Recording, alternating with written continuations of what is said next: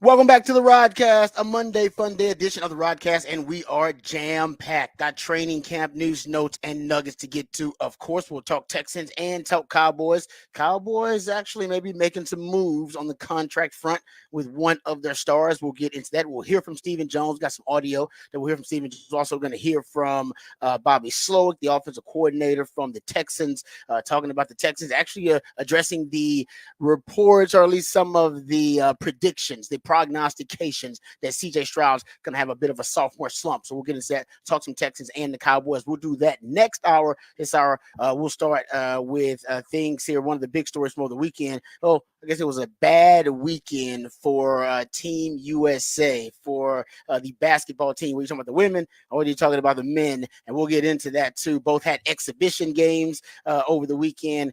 And I think both of them pretty much disappointed, underwhelmed, if you will. So we'll get into it and talk about that. So we got some hoops conversation. Also, Xavier Worthy started to go viral with a clip that surfaced on the internet from the Kansas City Chiefs training camp. We'll talk about that. We'll get into it and discuss it. It is, I think, a sneak preview to what you might see in the season. So we'll talk some NFL there and give you an update on Xavier Worthy.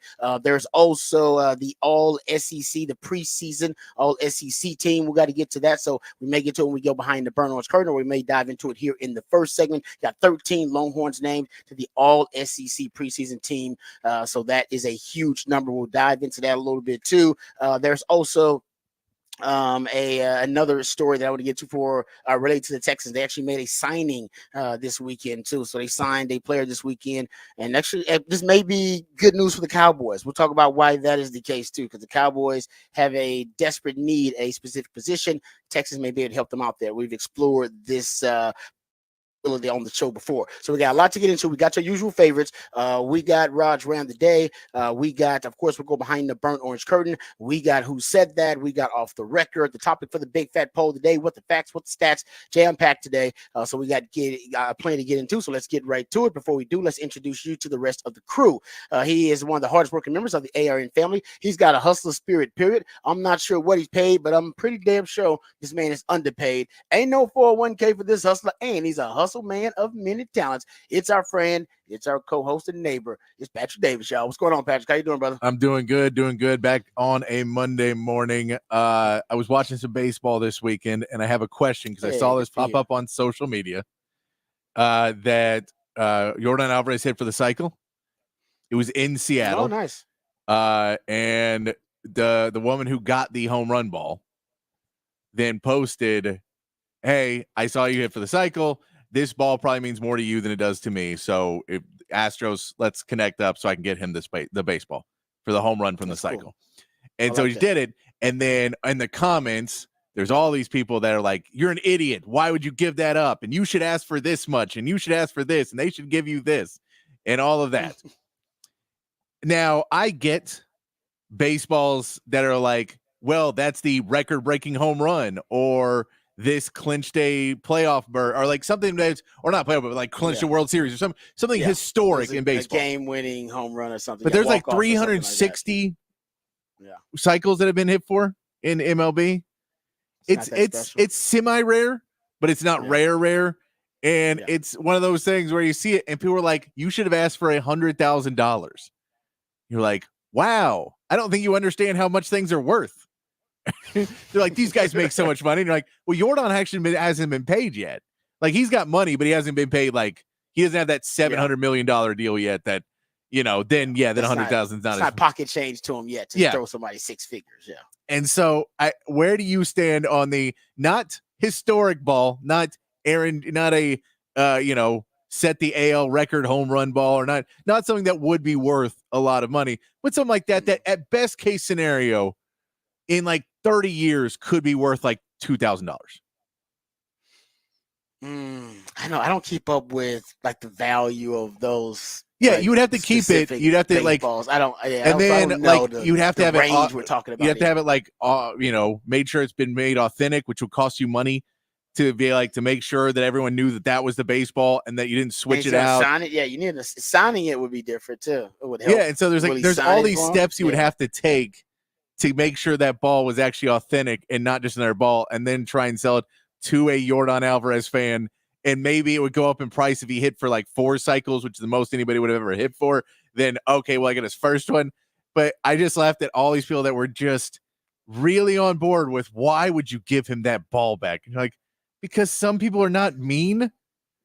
Maybe she's got money's not like she's got some money. Yeah, Maybe well, but she's also not like hurting. No, and so I believe it. Like what I saw is that he gave her a signed baseball, and I'm sure the Mariners gave her something too. But that was, but it was funny to see people that were very much on board that you should never give a ball back to a baseball player under any circumstances.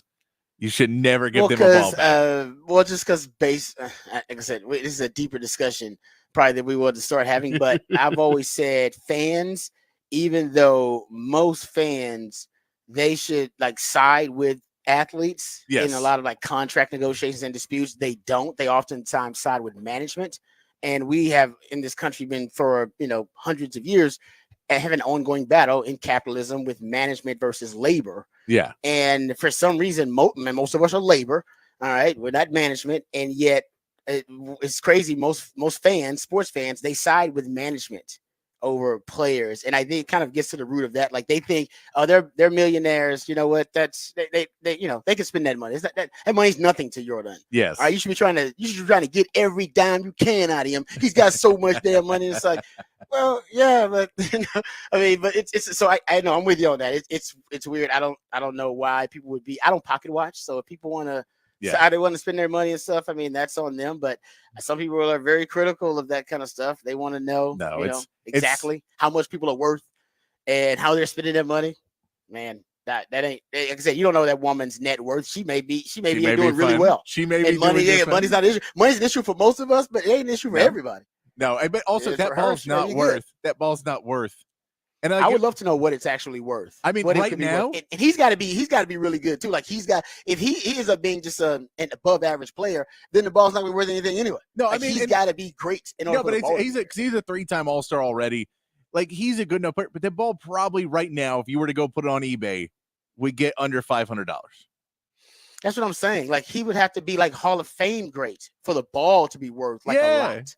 That's what you're talking. And I'm not saying he won't be. But he has to be. But but still, and he has to hit for multiple cycles to the point where it becomes, the cycle was his thing. That's his thing. He's like, exactly. And Jordan ain't going to hit for a ton of cycles in his career because he is not going to run to third for that much longer in his career.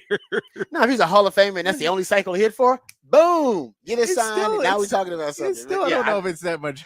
But I don't know. It's always just funny. Yeah, I found it funny. And I mean, it's social media, so what do you expect? But it was an interesting, just the world. And I think it was too, there were Seattle fans that were just like, no, they're the enemy. So burn the baseball and don't let him have anything. You're like, come on, man. Come on. Oh, so it was a Seattle fan? Yeah. She was? Yeah. Oh, yeah, you're right. There's something about that too. I didn't actually think about, but you're right. There's just hatred for the Astros, period. Yes. The Astros are just, they're a hated franchise now. So I do get that too. But that's an interesting conversation. I mean, and also really impressed about Jordan. But I don't know. I would like to know like what that ball ends up being worth. And like for everybody, it's not. Nope. He's got it back now. So it'll go in his personal collection and good for him. And good for her. Yeah. Good for her just saying, you know what? No, I'm just gonna do a kind deed. I'm just gonna be a nice person.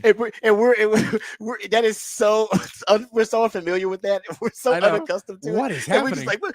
We don't even know how to react to it. What is that? Human decency? Oh, gross. Get off my social media. Kindness? Get off my social media. You need a motive, okay? You should have a motive of some kind, and it should be a self-interested one. All right, that's really basically what we're like. Why aren't you more selfish? I would be selfish in this moment. You should be more selfish, like I would. You are not one of us. Those baseball players are so selfish. You should be selfish back to them. Everyone should be selfish. Well, and there's people are upset. we in this country, I'll say we, have a problem with people with wealth apparently too. Yeah. Like a lot of people with wealth, even if they worked hard and accumulated it through hard work, work ethic, and ingenuity. That also kind of makes you a person of privilege these days, and Yes. people like to lash out at that too. So there's a lot going on in that conversation. There's a lot going on. But you're right. It's an interesting social experiment to watch that take place on social media. Yes, it was an interesting thing. Oh, who's also always interesting is my co-host Rod Babers. He is a proud alumni of DBU. He's got more papers than Dunder Mifflin, and he watches more film than Siskel and Ebert. He is the new Rod, father of Austin Sports Radio, Mr. Rod Babers. No, so thank you for the intro, brother. But you're right. Ladies should be getting praised and be like, "Hey, good for you. Great example to set, doing the right thing, and not making money your top priority." But we are a capitalist society. All right, capitalism, baby. Where can I get the cash? And we will criticize you if you are not a true capitalist. Like, no, and we will criticize you if you are a capitalist and make that money, but we don't think that you earned it. Yeah, that's true too. Yeah. You got to walk that fine line. You like that line because the baseball player who makes the money in capitalism. No good. Yeah. A little privilege attached to that for some reason. Yeah, that's also a part of it. I'm with you. Yeah, the owners also, don't like them. I didn't realize that was a conversation going on social media. But yes, it was an interesting when I saw go through on the timeline this weekend. Yes. Oh, no doubt. A lot of interesting stuff on my timeline as well. I got to ask you about Team USA, both the men and the women. Talk about interesting weekends. The women end up losing to the WNBA All-Stars, yes. And we'll talk about that. And by the way, they lost 4 years ago to them too. Yes, I did. Doing a little research on that, so that's not like something epic and unprecedented. But the Team USA, the men, in another exhibition game against the South Sudan, they had a close call. So I want to talk about that and start off, and then we'll get into the All SEC. They dropped on Friday, right when we knew, right when the show was over, 2 hours after the show was over. Yes, exactly. The SEC preseason teams were released, so we'll get to that. Also, the media poll release. So we'll talk a lot of college football on the show, of course, and talk some Texas football and go behind the burnt orange curtain. 13 Longhorns, I believe, in all, got some recognition on the All SEC preseason team. Really impressive. So we'll do that. And the SEC, they think they're slick.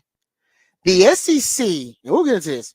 They're basically trying, and they did it in a very passive-aggressive, subtle, discreet way, so I'll give them credit. They're trying to end the age-old debate about who's the real UT. And who knows, they may have done it between Tennessee and Texas, and we'll get into that too. They did it. They wanted to put it – I don't think they wanted to become a big deal. But I see you, SEC. I see what you're doing. I see what you're doing. You think you're slick. I see exactly what you're doing. So we'll dive into that too when we talk Texas football and go behind the burnt orange curtain. All right, let's first get into the Horn headlines, get updated, educated, and informed on all the top stories of the day, and then we'll dive into what happened with USA basketball having a underwhelming weekend. We'll discuss that. But first, the Horn headlines with my man Patrick Davis. All right, your Horn headlines brought to you by Top Gun Rentals and Lawn Equipment. Team USA survived a scare from South Sudan on Saturday, getting a stop in the final seconds to win 101-100. The South Sudan squad, coached by Royale Ivy, had a 2-point lead after the first quarter and then pushed the lead all the way to 14 points by halftime. Team USA came out with more energy in the third quarter, starting their bench with a 16-0 run in the third quarter, built a 5-point lead. South Sudan fought back and took the lead before LeBron James was able to hit a layup with 8 seconds left to regain the lead for USA. Team USA plays Germany today in London in their final warm-up game before the Olympics. In the MLB, the Astros won their series with the Mariners 2-1 and took the lead in the AL West. Yanier Diaz had a solid weekend, racking up 4 RBIs, and Yordan Alvarez hit for his first cycle of his career on Sunday. The Astros now head to Oakland to take on the A's as they look to keep their hot streak alive, with Spencer Arrighetti getting the start tonight. And the Rangers salvage a game in their series with the Orioles on Sunday, with Andrew Haney getting his 4th win of the season after a Jonah Heim 3-run homer in the 4th inning. The Rangers now sit at 5 games under 500 as they begin their series with the White Sox, who currently have the worst record in the MLB. Michael Lorenzen will take the mound in a home series the Rangers need to sweep tonight. And that is your Horn headlines. Horn headlines. Yeah, Patrick got me distracted now. Now I'm looking up how much baseballs are worth. So basically, it's all about the rarity of the event. Yeah. And obviously, and how rare the skill set is and the achievement. So if he was hit for the cycle in like a World Series game or something like that, you know what I mean? But you're right, considering it was just a regular season game. It was his first, you said. First. So, like I said, if this maybe his only in his career, like ever that he ever hits for the cycle, and he ends up being a Hall of Famer, then so it's basically like you want a multitude of rare events. That's the problem is that means you also have to get the ball certified and authenticated. You got him to sign it. Yes. Everything has to be done, and then you have to keep that ball proven that it's that same ball for the next. What's Jordan's career? 10 to 15 years. Well, ideally, honestly, you'd like him. I'm not saying like it would be ideally like he's a Hall of Famer and then passes away. That's what. No, but you're saying at least 10 to 15 years. You got to hold on to that ball. I would say longer than that. If you want to be really worth some money, and then all of that, you'll be dead. Your kids can get it, but your kids will be selling your Jordan Alvarez cycle ball for $2,000, and they may not care. Yeah, it'll be $2,000, which by that point in time will get them a Big Mac. You put them in with inflation. No with fries. Inflation now, you're right. That's a great point. So you want a confluence of rarity, of rare events. So he signed it. It happened in a World Series game. All these. He's a Hall of Famer. All that kind of stuff. And you're right. So I don't know if it'll be worth that much. Now you broke it down. Good point there. Good discussion. Okay, I also want to get your thoughts on this. Talk about Team USA. I don't know if we're going to start with the men or the women. Let's start with the men because there's been discussion that the men, Team USA, that they are not going to be a dominant force through these Olympics. Like they're not going to be blowing teams out by 30, 20, 30, 40 points. That's not going to happen because they just presently, as they're constructed, are not really built that way because of maybe the age of some of the stars on the roster. But as you pointed out, internationally, hey, the world is catching up. Yes. But this and Team USA won 101 to 100. And I know you watched this. So I want to get your thoughts on it. This is why I'm upset about it. Because I'm a Rockets fan. Now everybody's talking about Roy Olavi. And damn it, we're trying to keep him a secret. You got as a damn good assistant. You got a young coach in Ime. I know, but keeping really good assistants is key. The Spurs been doing it for years. But you gotta let they have you gotta keep down. You gotta hold down a lifetime Longhorn like He's Roy gonna be gone in like 2 years. You gotta hold down a Longhorn to try. No, you gotta let him flourish. I want to see him fly. I want to see him fly and flourish and thrive. He's been a but good I was coach. hoping to keep him around until the Rockets can kind of make a little playoff run, and then people are like, "Who is young coach Roy Olavi's getting a lot of love?" And then they go through his resume and see how he president. Now, his name's plastered all over the damn place. So Roy Olavi will probably get in a head coaching job out in the next 2-3 years, probably. Because that was a really impressive coaching job. I'll give you the floor, but that's why I'm upset. Because lifetime Longhorn Roy Olavi, who I know is a good guy, and we all know he's a damn good ball coach. Now he's becoming a household name among hoopsters. So it won't be long before he's no longer on that staff and is getting himself. No, and he needed to be. His name's come up a few times in searches, but he doesn't get a ton of interviews. So it's good to see that he's finally getting a little bit of love. Yeah. I like the whole reason he had to go to the Rockets was partly because he fell in that world of like, well, you're just on this one team, so we don't know what you can do, and so he's trying to move around. But no, he's done a really good job getting them ready. There's a couple, like anytime someone starts comparing this to the Dream Team now, you just want to go, first of all, the Dream Team played against a bunch of nobodies who were never wases and never would be's anything. Like, it's not the same thing. We play in a world where every team now has at least 4 to 5 NBA talent players on them. Now, are they all-stars all the time? No, sometimes they are, sometimes they aren't. So you can't say that it's not, that it's still that there should still be a pretty big talent gap that's there. But also those are teams that usually stay together. They know the system. They work out together. They practice every single summer together. They know they have a system in place. South Sudan is that. Roy Olavi's been building that program with Luol Deng for the last 3 years. Well, Deng's done a good job there. And they've really put in a system where everyone knew where they were supposed to be, especially defensively, that they were able to pull off double teams really, really effectively, especially in that first half. And they were able to pull out double teams that USA wasn't expecting to get basically trapped over and over and over again in that first half. They had a bunch of turnovers. They didn't shoot well at all in the first half either. Normally, you can kind of USA expect them to be able to shoot themselves out of it, but they just weren't hitting shots in the first half. And so what ended up happening was finally you started to realize, and also the refs let them play a little bit more. Both ways, they just let them play a little bit more. Which is not good for the NBA players. Well, you're not used to it. They're used to getting every call. They used to getting the star players. They're stars. They get the call. That's how I can initiate contact. Yeah. And so what happened was there was a few players who started to adjust to it a little bit better. And that was LeBron was the key one who adjusted to it better. Because once again, hogging the lane. Well, because it was, and he had turnovers in the first half when he was trying to do it. Because he started trying to do it in the first half, but wasn't carrying the ball close to him enough. And they were coming in and hacking at him, and the ball was coming out. And so in the second half, he started to do the carry like a football, man. Take it inside, just grab it. You are bigger and stronger than everyone on the court.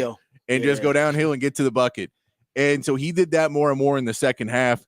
You saw Embiid was able to go inside. He knows how to draw fouls and get the calls. He was able to do that. Anthony Davis was able to do that some as well. They were able to go inside. But when you're not shooting well, you have to start getting closer to the rim.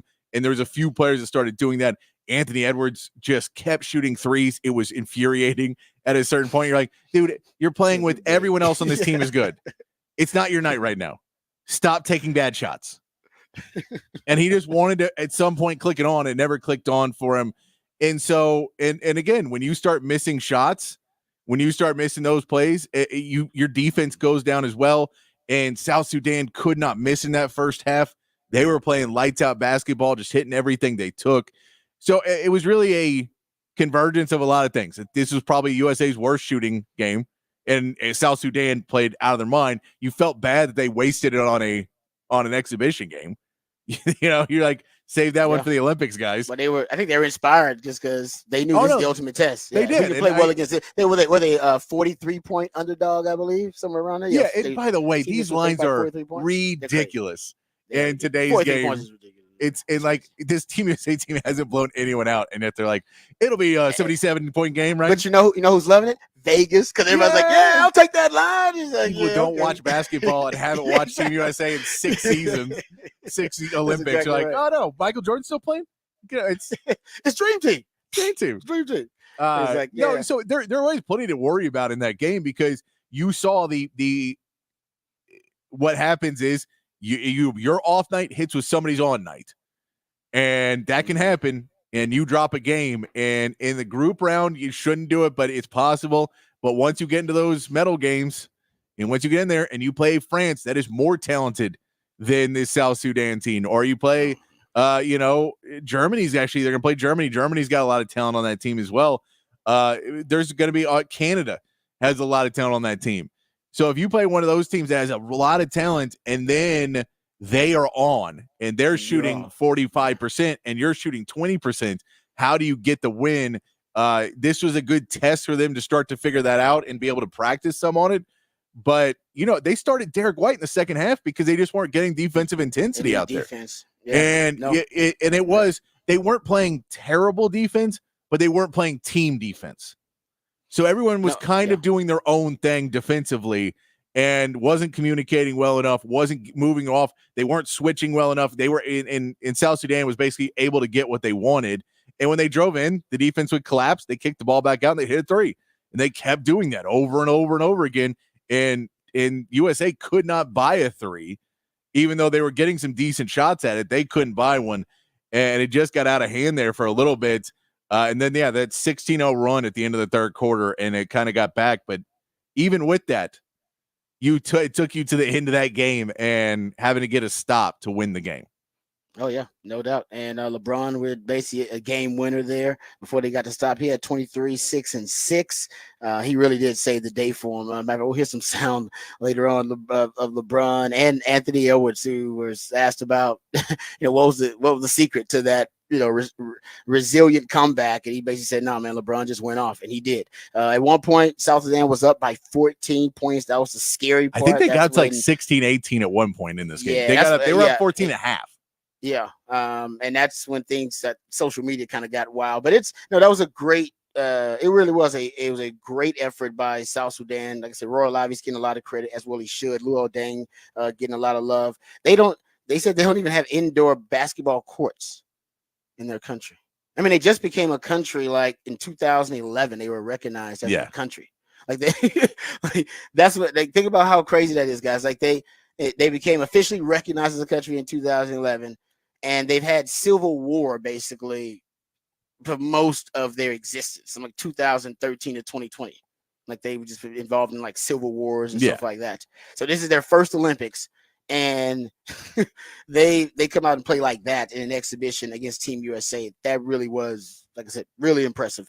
So we'll get to some more conversation about that later on in the show, because we got some sound, some audio that we're going to hear from a couple of the players. But let's jump to the WNBA, because Team USA on the women's side, which is also favored to win gold, just like the men, they came up short. And this actually was at one point a blowout. The WNBA All-Stars, which essentially the Team USA, they did not want Caitlin Clark on the team. We've talked about this and going about this. Yeah. So that's why this was especially a very, very intense all-star contest between Team USA, which is basically all the vets in the WNBA, proven veterans, proven commodities, and then basically WNBA All-Stars for all that's this new generation of players. So it's some of the younger stars in the WNBA, and a lot of the ones who are responsible for this new interest that nationally that we have in women's basketball, especially from the college. Talking about Angel Reese and of course Caitlin Clark being a part of that, and they were teammates, but they actually were not the ones who shined the brightest among the WNBA All-Stars. It was Arika Ungbawale. She had 34 points. She just went off. 2 steals, 3 rebounds. She was the All-Star Game MVP. But once again, Team USA lost 117 and 109. And at one point, it was a blowout. Like I DVR'd and then had to turn it off. Like it was ugly. Like the WNBA All-Stars put it on them. Yeah. No, Team USA was expected to blow them out. I was watching it at points, and then I was like, this isn't really fun to watch anymore. Yeah, because it was just a whipping. Like it was just the WNBA. So I mean, the Team USA is still gonna win. But I think it was a statement, though, that, hey, man, I think the WNBA All-Stars, the younger generation, want to show some of the older ladies, hey, y'all keep disrespecting us. And act like we have to pay our dues around here when actually, maybe you guys need to start giving us a little bit more respect. No, as a younger generation. It was. I think there was also, as much as they wanted to say that Team USA was treating this like a real game, they weren't. And I don't think the WNBA All-Stars were. All of them were either. But again, there was no team defense really on either side. There was, the offense was working well at points, but it wasn't like it wasn't a this game matters, we got to win game for either team. I know, but you don't want to get blown out. Like I said, one time. Oh, no, I agree. But that was the thing. I watching game better. No, because that was the thing, is that's what was more disappointing about it, was they kept being like, no, we really need this warm-up game. And then you're like, but then you're not taking it seriously. So it's not fun to watch because you guys aren't upset that you're down. There's no point where you guys are like, oh, we need to go back and fight and get this win. Where against South Sudan, that game was really fun to watch because Team USA was like, we can't lose to South Sudan. Yeah, you're right. The WNBA All-Stars have beaten them. They beat them 4 years ago too. They were more concerned about not getting hurt and not worrying. But this was different because, in my opinion, now there are more eyeballs on the. I agree. This is why Team USA. This is why they missed an opportunity, because now there are more eyeballs on it for the first time in history of the WNBA. You have a huge, robust audience watching, and the storyline was, hey, it's the older ladies who have been trying to get these young women to pay their dues and to respect the veterans and to respect the old guard in WNBA. And this was their chance to actually face off against one another. Yeah. Based off the storyline that they didn't want Caitlin Clark on Team USA because they thought she would get too much attention. All that stuff, all these great storylines, and you end up letting the game be a dud. You missed an opportunity to showcase the sport on a big stage. That's why I'm disappointed. No, I 100%. Like you said. Yeah, no, that's why it was, it was disappointing because and again, we're 2 weeks away from the Olympics. Like the Team USA has. Let's go. You better flip a switch. And so, I think it's more like you're like, go for it. Go put a game on and go play intense basketball and show people what it could be. You had a lot of eyes on the game, probably more than there's been in a WNBA All-Star game in ever. My guess. Ever. And so, it was disappointing that was kind of that they got that WNBA pulled away and Team USA was okay with it. Exactly. That was extremely disappointing. And they also know on the flip side, the way it was for the men 40 years ago, 30 years ago when Michael Jordan was playing, still that way for the women. There's not there is no international women's game. Yeah. There is, but there isn't in the sense of the players are bigger, stronger, better in the WNBA. So they should be able to Yeah. walk through the Olympics pretty easily. No, the irony of the Team USA, the men, the irony of them having now a way tougher road than they had with the original Dream Team was put together was that it's because of the original Dream Yes, Team. 100%. And they're touring around the world. It's because of the 100%. success of proliferating the game internationally. It's been so successful that it's kind of blown up in your face just a little bit because now these teams, they can compete because they got NBA players, like you said, on the teams now, and they have basketball cultures in these countries now. Exactly. And you're the reason that they have those basketball cultures. But, no, it is. It's funny because that was the thing is people were like, "This Michael wouldn't allow this." Like Michael never played against your international talent like this. No. Like there's international teams that are better than some NBA teams that Michael played. Well, not in the start, but like some of the back. But no, that French team is. I'm gonna tell you, man, that French team is going to do. That's going to be interesting. And it's like I get it, but at the same point, you're like, it's all go. It's not the same, but also because of Jordan. That's why it is what it is now. So I'll give him his flowers. He's probably the biggest reason why it's hard for Team USA now is because everybody wanted to be Michael. And I mean, but you just look at the fact of, the NBA has done that basketball without borders and what they've done in Africa, where, how many African players are in the NBA now and how many African players have done all these, but like Bam Adebayo is technically from Nigeria. Joel Embiid's from Cameroon. Normally, these countries, they come to America, they become U.S. citizens, and they don't ever play for that team again. And now these guys are starting to be able to get a couple players to stay and play for them and go to the NBA and come back to play for Africa. And so those African teams are getting better. They're starting to get their own culture and basketball culture in Africa. And those teams are getting better. We'll see what Germany does. They play Germany today as their last warm-up game. And they have, the Wagner brothers that both played at that Michigan are on that team. And so they have some decent talent in Germany, and Dirk Nowitzki has built up that, the culture in Germany. And yeah, exactly. It's also a great star from the NBA goes back to that country and goes, nah, man, you know what? I'm like Tony Parker. I'm going to invest in the culture in my country. Have Dennis Schroeder in yeah. No, you're right. That's great. So they you start to build up these programs that, they have a lot more continuity than Team USA does. Where, again, you talked about what was the difference between the first half and the second half was team defense, was being able to make switches effectively, was able to communicate and not allow guys just wide open threes. And then when you come out for the three, they drive past you and just get an easy dunk or layup. You played good team defense in the second half.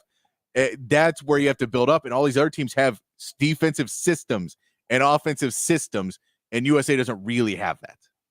Yeah, no, you're right about that. That's also a very kind of ironic point is that all the skill and talent on Team USA and what they were basically missing is the effort plays on defense and the no, I mean, it's like that if you combine all that talent and skill and then you guys actually care and you're motivated like they were in the second half. Yeah, I do, and I do. The whole narrative now is too. It's like is Team USA too old, and you're like, well, Devin Booker too old because Devin Booker sucked. It's not too old to win the gold, but you want to come up with your own measurement but Devin Booker started in that game and missed a couple shots and then said, "Cool, well, I'm not gonna try and play offense or defense anymore. Just sit back and I'll play man-on-man defense, and every time I get the ball, pass it." And you're like, how do you make an Olympic team? It still blows my mind. Him and Tatum. Both young guys, both Kobe disciples, and both those guys have no confidence. Yet Anthony Edwards comes out and won't stop shooting. And you're like, can we get somewhere in the middle? On? This is on Steve. That's on Steve Kerr. It is. A lot of that's on Steve Kerr. I love Steve Kerr, but a lot of that's on Steve Kerr. That's coaching. That's putting guys in respect. All right, let's move on. We got to go to the behind the burn launch curtain here. Good stuff there. We'll come back. We'll talk about the all SEC teams, the preseason teams that were released yesterday right here on the Rodcast featuring Patrick Davis. I'm Mike Tom Longhorn. Rod Davis coming back on the horn.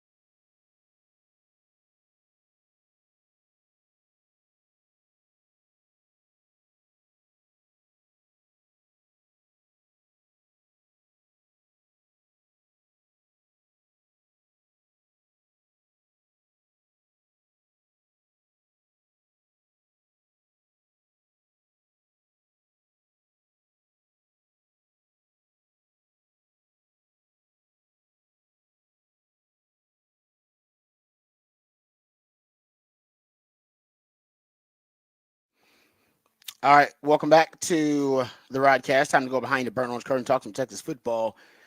Originally, when the preseason All SEC selections were released by the SEC itself, and those came on Friday. Just throwing it out there, and Brent Zerneman was the first one who actually threw it out there via Twitter. The SEC has made, I guess, an unofficial. They've taken an unofficial stance on the who's the real UT debate, because when they listed the players who were the selections for the All SEC preseason team, next to it they listed the abbreviation for the school or their form of an abbreviation, and by the Texas players, TEX, by the Tennessee players, UT. They're saying that basically in the SEC, UT, I guess, seniority, because they've been there longer, they're going to get the UT. At least they'll get recognized by the official conference as UT, and which we take. You know what? I'm fine with being Texas, but I will say I'm not going to. It should be a competition of some kind. You can't just have the SEC call it. It's like, no, it should be when they play that, or at least something's on the line, and maybe hell, the usage of UT is on the line. I still think Texas is the real UT. I've said that forever. And I think you kind of let Google decide. If you type in UT into Google, what comes up? Let's just type in UT into Google. What comes up? That should be kind of it. Yeah, but I think it's by your algorithm too, right? That is true too. So I don't. If it Yeah, comes out Tennessee, we're done. Let's see what's coming up on my book. I typed in UT, and yeah, I get Texas stuff. I get Texas stuff. But you're right. My algorithm is my algorithm. I would like to go see a Tennessee fan and see what it says, but I don't know. I mean, so they basically I guess they've chimed in, and that's their stance. That they can't call them 10 like TNN. They make it. They could. That's what they made a choice. No. They took a stand. They could have done this a different way. This feels like a thing Tennessee fought for behind the scenes. Yes, because they could, like you said, they could have went Texas and went Tennessee and stayed out of it. Yeah, and been like, no, nobody's the real UT. But their listing, they do have a UT, and it ain't Texas. Just throwing it out there. All right. Anyway, that's the kind of salacious side of the All SEC teams that are released. Let's get into the Longhorns, who were honored in the by the All SEC teams. And it was it came out Friday. We'll get into the media poll here in a second as well, because the media poll came out. But I want to get into the All SEC selections. Kelvin Banks was the only Longhorn to make the first team, and that's not surprising. Kelvin Banks is considered the first or second offensive tackle on the board, and the top tackle by some people's measures all overall on the board. So Kelvin Banks is the only Longhorn to make the first team. This is first team offense. We'll just go through offense and then go through defense here. So second team offense, you have quite a few Longhorns who are getting a little bit of love. You have Quinn Ewers gets some love on the second team offense there as well for the Longhorns. You have Isaiah Bond getting some love as a second team offensive player. You also have CJ Baxter for Longhorns getting some love. There you go. So you got three Longhorns on the second team offense. Third team offense, they do three teams. Jake Majors is the only Longhorn selected on the third team. First team defense for the Longhorns, you have no players listed on the first team defense. Second team defense, quite a few Longhorns. Anthony Hill getting some love on the second team All SEC team for the preseason. Janae Barron, Andrew Makuba, and Malik Muhammad. 3 DBs making the second team. That's a little surprising. 3 DBs to make it, even though Texas, secondary had its struggles last year. You got potentially some upgrades. Malik Muhammad's expected to have a really good year. Makuba, you brought in via the transfer portal, and Janae Barron, healthy this year, might get back to his old form, even though last year was not a bad year for him. On the third team, they got Trey Moore on the third team for the Longhorns. He's getting some love. Specialist-wise, Bert Auburn makes the first team. Give Bert Auburn some love. He makes the first team. Then they have Will Stone. He's making as a kicking specialist on the second team, and then you have Jaden Blue, who's all-purpose on the third team, as an all-purpose player. So quite a few Longhorns getting some love here, and like I said, the guys who are getting the most love, only one first teamer, and that's Kelvin Banks. But in terms of depth, I believe only Georgia and Bama have more selections, as many, if not more selections than Texas. You go look at it overall. So, like I said, may have more first team guys than Texas, because like the Texas really only has one first team guy, and that's Kelvin Banks, offense and defense. But Texas, basically well represented on the second team for both. You got three offensive players on the second team. Then you got four defensive players on the second team. So I mean that is a lot of love. So it's talking about the depth overall. Sark talks about this being his most talented team. That would reflect it. The preseason all media SEC team would reflect the depth of it. Like I said, not necessarily a lot of depth, not a lot of talent, like elite talent at the top. Kelvin Banks is that guy. I think Quinn Ewers could end up in the conversation, be that guy. Maybe an Isaiah Bond when he's all said and done. I would say CJ Baxter. Listen, if Nick Saban says CJ Baxter was the most talented running back he saw last year, then maybe CJ Baxter, because it's not a ton of elite running backs in the SEC this year. Right? Who are the elite running backs in the SEC? Not a ton of them. I mean, not this year. CJ Baxter can easily be that guy. We know Sark's going to be devoted to the run. I could see him making a leap like that. Yeah. I mean, there'll probably be somebody that we don't know yet, but yeah. I'm with you. I don't know if there's anyone returning that you would say, because like Ray Davis was the one that last year was a guy that you thought was going to be really good, but he went to the NFL. So yeah, I think it is CJ Baxter does have a shot. Yeah. To be one of those guys. I'm trying to think of who else could go from being a second. Quinn Ewers has a shot, but if Carson Beck is as good as they say he is, then he'll be the first team quarterback. But if Texas is playing Georgia in the SEC title game, it will mean Quinn's had a good year. So I think Quinn's got a chance to move up into the first team. I think Isaiah Bond, if he has a great year, if he's on par with like Xavier Worthy numbers, he'll be in that conversation. And like I said, CJ Baxter, he'll be in that conversation. I'd love to see defensively some guys do. I guess Anthony Hill has a shot, but they got good linebackers in the SEC. Yeah. Linebackers are always good in the SEC. He's great, but that's that will be a tall task. DBs wise, I think maybe one or two of the DBs could do it. Yeah.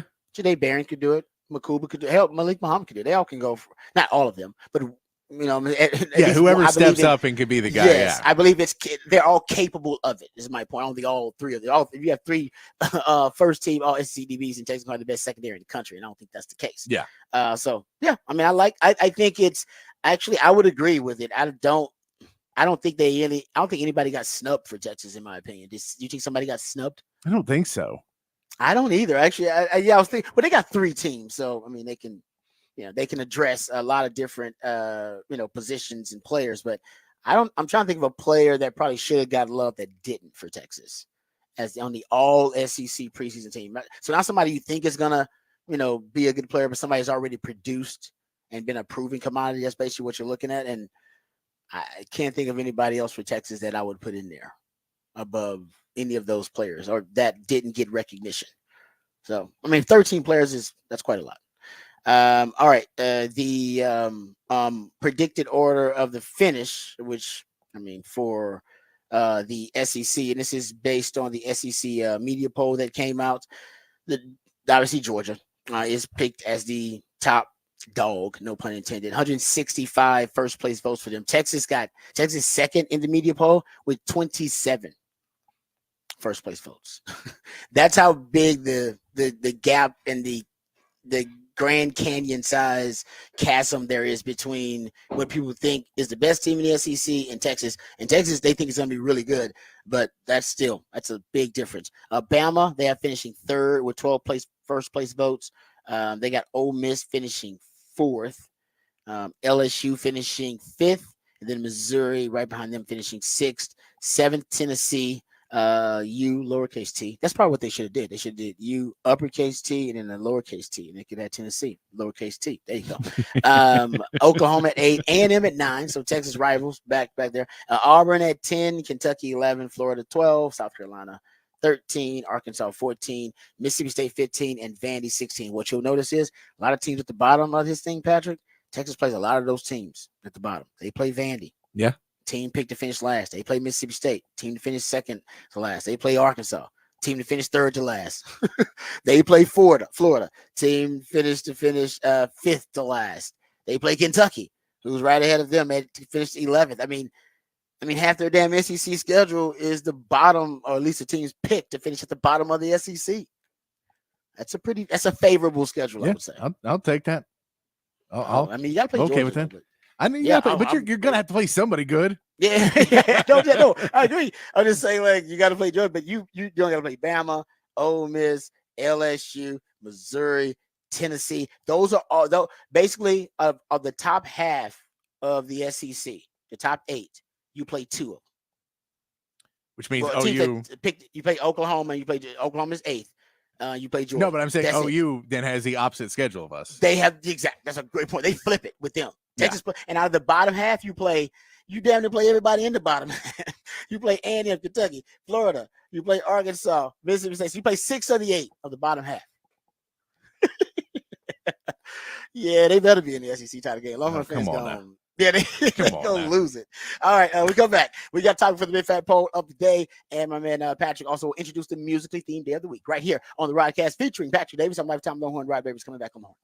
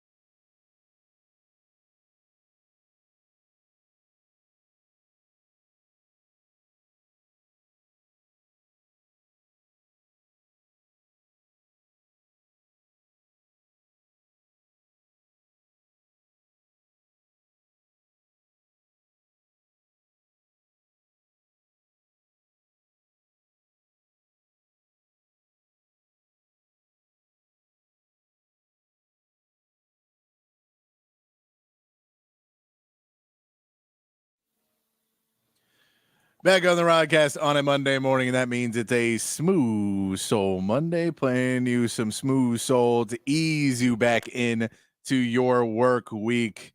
Do it here for you every single Monday here on the Rodcast. let's get to the big fat poll of the day, though. The text line is open. 512-447-3776 is the text line number, and we'll get this posted up on the Horn on X at the Horn ATX. Patrick's big fat poll of the day on the Horn. Big fat poll of the day today. We don't talk a ton of baseball, but we are getting to the trade deadline time, and it is time for decisions for the Rangers. They win one out of the 3 games against the Orioles. That was a big series for them. I think if they won that series, a little bit better position than they are right now. They're 47-52, 5 games behind 500 right now as they are getting into it. They play a pretty easy series against the White Sox. They need to have a good series there. But we're 8 days away from the trade deadline. And so the Rangers are going to be starting to make decisions. There's been a lot of talk around the league. There's a lot of teams right now are on this same verge that the Rangers are, where they don't necessarily want to mail it in, but also there's going to be teams that want to buy because there is a lot of teams that feel that they can compete and they want to add pieces. So you may be able to get some decent deals. It's the big fat poll of the day today. What should the Rangers do at the trade deadline? Buy, sell, or stand pat? Which one do you do? Do you go out and say, screw it, we won the World Series last year, let's go try and win another. We think we can pull it off. We think we got some guys on injured reserve and that they're going to be coming back and we can make a run in this division. We know the Astros are playing hot right now, but they may cool off. The Mariners are already on their slide back down. We're not that far out of the AL West. We could make a run there. We're all not terribly far out of the wild card, a little bit further out of the wild card than you are in the AL West. Can we make a run at either one of those and feel we can pull off some big wins if we add another bat or two, maybe another pitcher, and go big, try and go for it? Or do you say we were happy? We're happy with the World Series win last year. Let's try and build on a team that has a lot of young talent. You know, we've got some really good young players that are coming up right now. Evan Carter and Wyatt Langford are kind of leading the way as their young players, but maybe get rid of a little bit of the older talent, try and bring in some more prospects, refill that farm system so that you're not waiting, you're not sitting kind of in the middle ground and you say, okay, well now, and maybe not this season, but maybe next season, the season after that, we can start trying to build up into what could be a dynasty and more a long-term plan for the Rangers. Do you go with that? Sell, try and bring in the young talent? Or do you just say, let's just see how the season goes. We don't need to make any big moves. We won last year, so we'll keep our guys. We'll keep everybody on the team. Maybe things will happen. Maybe we can get our players back. We can make a run. We don't necessarily need to make the big splash move because we won a World Series last year. We only lost a couple pieces. Maybe we can go ahead and repeat, but we don't need to either give up everything or sell anything. We should just stand still. That is your 3 choices. That's pretty much what the Rangers' 3 choices are. So yeah, no, it's a good question. I mean, they're just coming off a World Series. They're in an interesting spot. The Astros are the top of the division right now, right? Yes, they just took it back in this weekend. They just took it back this week. Yeah. I mean, and they got all the injuries too, which further clouds it kind of distorts what your belief that your future is going to be when you're trying to look at the timeline. They had so many injuries this year as well. So that's I don't know what the Rangers should do. I got to think about that a little bit. I want to say if you don't know, that maybe you should stand pat, that you shouldn't do anything because they did just come off a world and they have all the injuries. They did just come off a World Series run. Maybe wait till the team gets healthy and see what they can do as a completely healthy squad later in the second half of the season. And then, of course, you miss your window. But, I mean, this is a team last year that was ahead of schedule. They were ahead of schedule. But when they won the World Series ahead of schedule, probably, a year, maybe 2 years ahead of schedule. So, I don't know. I want to say do nothing. I want to say do nothing is probably the best course of action. But I'm not a true Blue Rangers fan. I'm an Astros fan, so you could argue I'm trying to sabotage you. But, I mean, like, you have guys like Kirby Yates. He's 37 years old, a reliever for you. Was an all-star this year. You get a couple good pitching prospects for Kirby Yates. You don't take that phone call. Say we can, he's not going to be here when we're trying to build a dynasty. You can look at Marcus Semien. He's only 33, but you can say he's maybe now at that back end and he could really help a contender. But for us, we're going to have to re-sign him. And we're already over. We're spending a little bit too much money. Maybe we get rid of a couple of these guys who are a little bit older. We keep Corey Seager, of course. We keep our good young talent, but we're going to get rid of some of those guys that are, a little bit over 30 and maybe not going to be here for the full rebuild and get to where we want to be in a few years, where we feel we can run the division again, and we feel that the Astros are kind of maybe getting close to the end of their run. So we want to be able to take it back over and take it over dominantly for the Rangers. You could say that's. Yeah. No, because I don't know. If you're the Rangers, are you thinking about winning those right now, or are you in the middle of it? You just won the World Series. You are, but you're third in your division. I know, but you're third because of the injuries. Somewhat. You're third because you hadn't been healthy the entire season. But no one's been healthy. Every team has injuries. The Rangers, I would love to see the injury luck stuff. The Rangers have had a lot of keys. The Astros are missing. Right. The Astros are missing 4 to 5 starting pitchers right now. Yeah, the Astros had a better system in terms of their pitching. No, I agree. I'm just saying they're. But no, I say I do know. Cal Tucker's missed a month of action while they've been playing. To me, if you do too much, it's almost saying that your run last year wasn't ahead of schedule. There was more luck. Yeah. You know what I mean? And maybe you need to recognize if it was that. Yeah. The franchise go, guys, that was mostly luck. But I mean, look at the way that thing. Look at the way it all went down. And I remember the way it happened too. I mean, people were jumping off that Rangers bandwagon. I'm an Astros fan. So is Patrick. And then all of a sudden, the Rangers turned into this monster. Yeah. Of a baseball club all of a sudden, and late in the season, and they got hot at the right time. And was it more that and less of the roster construction that you believe is sustainable to keep this championship window open? Yeah, and I mean, you still have a lot of that young talent, but if you say the window is not this year, next year, but in 2 years, 3 years, 4 years, and we can really build this team up, I think there's a case to be said of long-term thinking of we want to dominate the AL West from 2026 to 2036. Then you got to be realistic about what last year was and what this year is. Yes. If that is the case. And I think that's more what we're looking at. It's like, okay, were you ahead of schedule, or was it like, man, we had a really lucky run and got hot at the right time?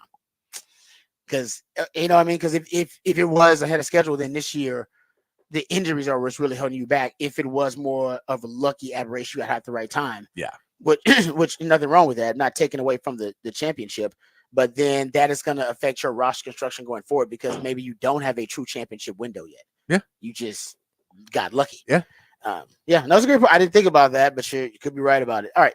Good stuff there. That's the topic for the Big Fat Poll today. Go check it out. We'll have that posted on X for you. When we come back, we got NFL news, notes, and nuggets, training camp news, notes, and nuggets. We'll talk Cowboys. We'll talk Texans. We'll talk Kansas City Chiefs, because Xavier Worthy's already going viral for some of the connections he's made from Patrick Mahomes. So we'll get into that too. All of that and more right here on the Rodcast featuring Patrick Davis. I'm Lifetime Longhorn Rod Babers coming back on the horn.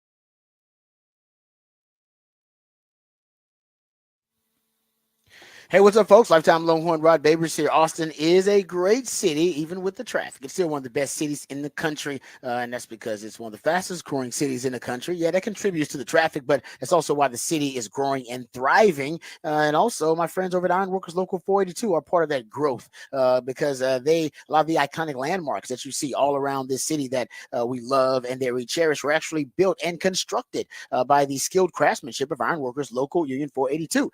Take the Pennybacker Bridge or DKR Stadium. The folks over at Ironworkers Local 42 don't just go to the office, they're the ones who build it. So if you're looking for an exciting employment opportunity or you want a refreshing career change, you can become a valued member of this prestigious organization, Ironworkers Local 42, and right now is a great time to do it. They're hiring over 3,000 people for a huge project right here in Central Texas. They're offering competitive wages, competitive benefits, a pension plan. They even offer training for unskilled labor through their apprenticeship program. So become a member of Ironworkers Local 482, and right now it's the perfect time for you to do it. Just go online and apply at ironworkers482.org. That's ironworkers482.org.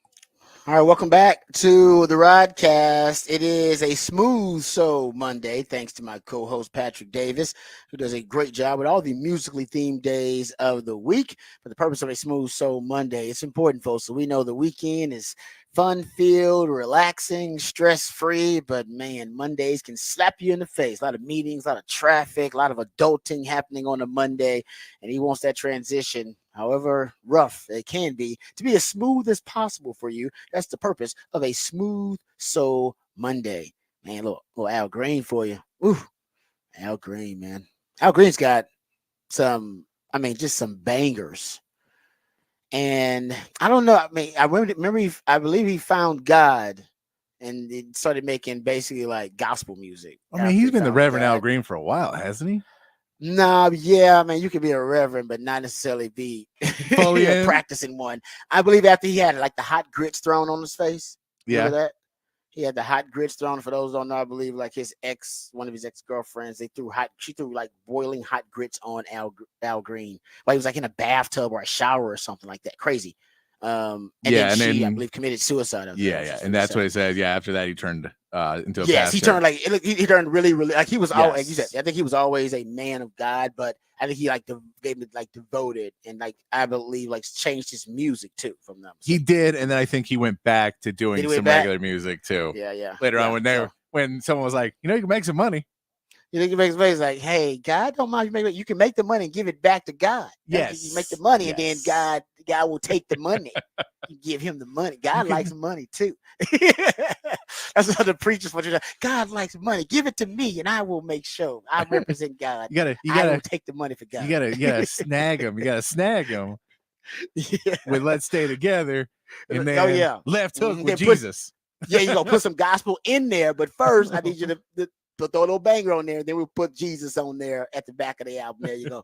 No, but I agree. I always remember that story, and I always thought because Al Green's got a really interesting like life over his story. And I always thought somebody would turn into like a biopic or something one day because Al Green's so popular. But anyway, there you go. Al Green being played for you on a Smooth Soul Monday. First, let's get to the Horn headlines. We'll get you caught up, updated, educated, and informed on all the top stories today.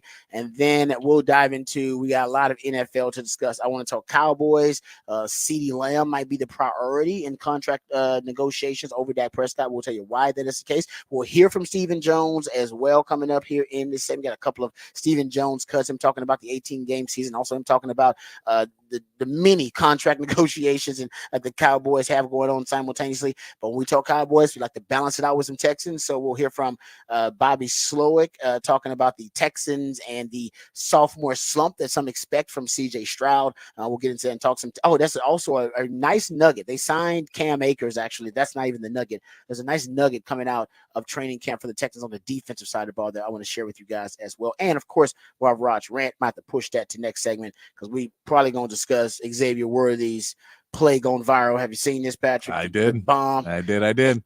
And what did I warn y'all about? I said, really, it's not the game plan constructed deep ball and vertical shots that I'm worried about with Kansas City. It's when the best sack avoidance quarterback in the NFL, which is Patrick Mahomes, it's when he runs and moves around outside the pocket. And then he gets to freestyle and improvise with the fastest wide receiver in NFL history, just playing scramble drill, just running down the field, streaking. And he's got the arm to make these strange, crazy throws that usually I don't have to defend as a defensive back, but with him, I do. And usually I don't have to defend. No receiver can run that fast to make that connection. And usually no quarterback can make that throw, running to his left, fading back to his left to throw it 60 yards on a deep post route to Xavier Worthy. So you have to have two really unique elements to happen. You got to have one of the fastest human beings on the planet, which you do in Xavier Worthy, fastest football player ever based on the 4-year dash. And then you got to have arguably the greatest arm talent in NFL history. And they got both of them. How in the hell did y'all let this happen? And now we just got a preview of you know who let it happen too? Buffalo Bills.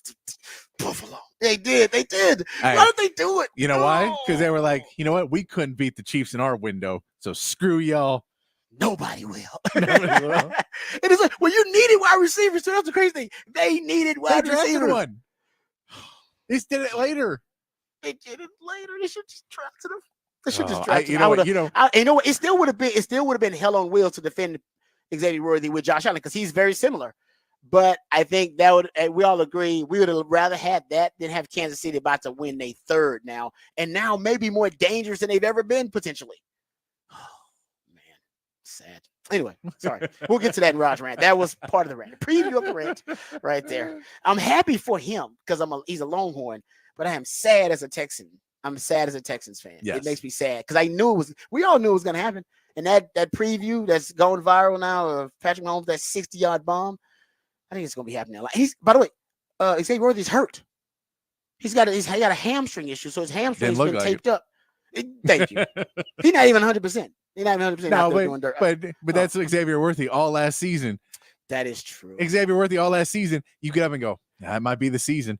And then 2 plays later, he's back in the game. He would hobble off the field. Like literally, he would have people like helping him off the field into the locker room. Be like, damn, X-Man, he's done. He's done for this game. Okay, so what's the next thing? And then you're right. Like 5 plays later, he'd be returning a punt. And we're like, what? What is he doing? He'd be on a route, and then he would catch a 10-yard gain, and then run like an extra 60 after the catch. And you're like, what do you run an extra 60 for? You're hurt. You heard? Yeah. No, with it's I don't know. Maybe he likes some soccer players. He likes the drama. Everybody like watching them and like, oh man, maybe it's to psych out the opponent. Oh, they think I'm hurt. Watch I come out here and run right past him. I have no idea, but Xavier Worthy does that a lot. Okay, let's get informed, educated, and updated on the top stories of the day. First, with the Horn headlines, then we'll talk some NFL.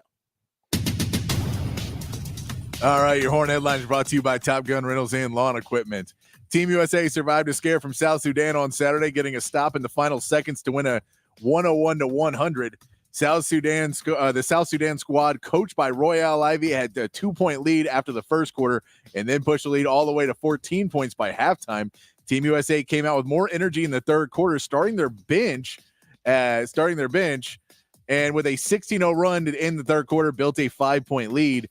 The South Sudan fought back and took the lead before LeBron James was able to hit a layup with 8 seconds left to regain the lead for USA. Team USA plays Germany today in London in their final warm-up game before the Olympics. In the MLB, the Astros won their series with the Mariners 2-1 and took the lead in the AL West. Yanier Diaz had a solid weekend, racking up 4 RBIs, and Yordan Alvarez hit for his first career cycle on Sunday. The Astros now head to Oakland to take on the A's. They look to keep their hot streak alive with Spencer Arrighetti getting the start. And the Rangers salvaged a game in their series against the Orioles on Sunday with Andrew Haney getting his 4th win of the season after a Jonah Heim 3-run homer in the 4th inning. The Rangers now sit at 5 games under 500 as they begin their series with the White Sox, who currently have the worst record in the MLB. Michael Lorenzen will take them out in a home series. The Rangers need to sweep, and that is your Horn Headlines. All right, thank you, Patrick, for the Horn Headlines. I appreciate those. Let's get right to this Cowboys story. And this comes from Calvin Watkins of the Dallas Morning News. He is claiming, based on his latest report from this weekend, he says the good news, I'll read the excerpt here. The good news is the Cowboys made Lamb their number one priority, he says here. According to a person with knowledge of the front office's thinking, the Cowboys are putting Lamb's contract extension talks ahead of quarterback Dak Prescott's. Prescott is, and they said the reason for this is Prescott is expected to be on the field next Thursday for first training camp practice of the summer. He said that right now they expect a holdout from CeeDee Lamb. But in this very same report, he added a final decision hasn't been made yet from CeeDee Lamb and his camp on if they're going to hold out for training camp. Like, they have not made that determination just yet. CD, I got the perfect compromise for you. The hold in. The holdout is so old, man. That's so early 2000s. Nah, man, you don't want to hold out. Hold in. Show up. You ain't even really got to get dressed. Show up. Go to the meetings.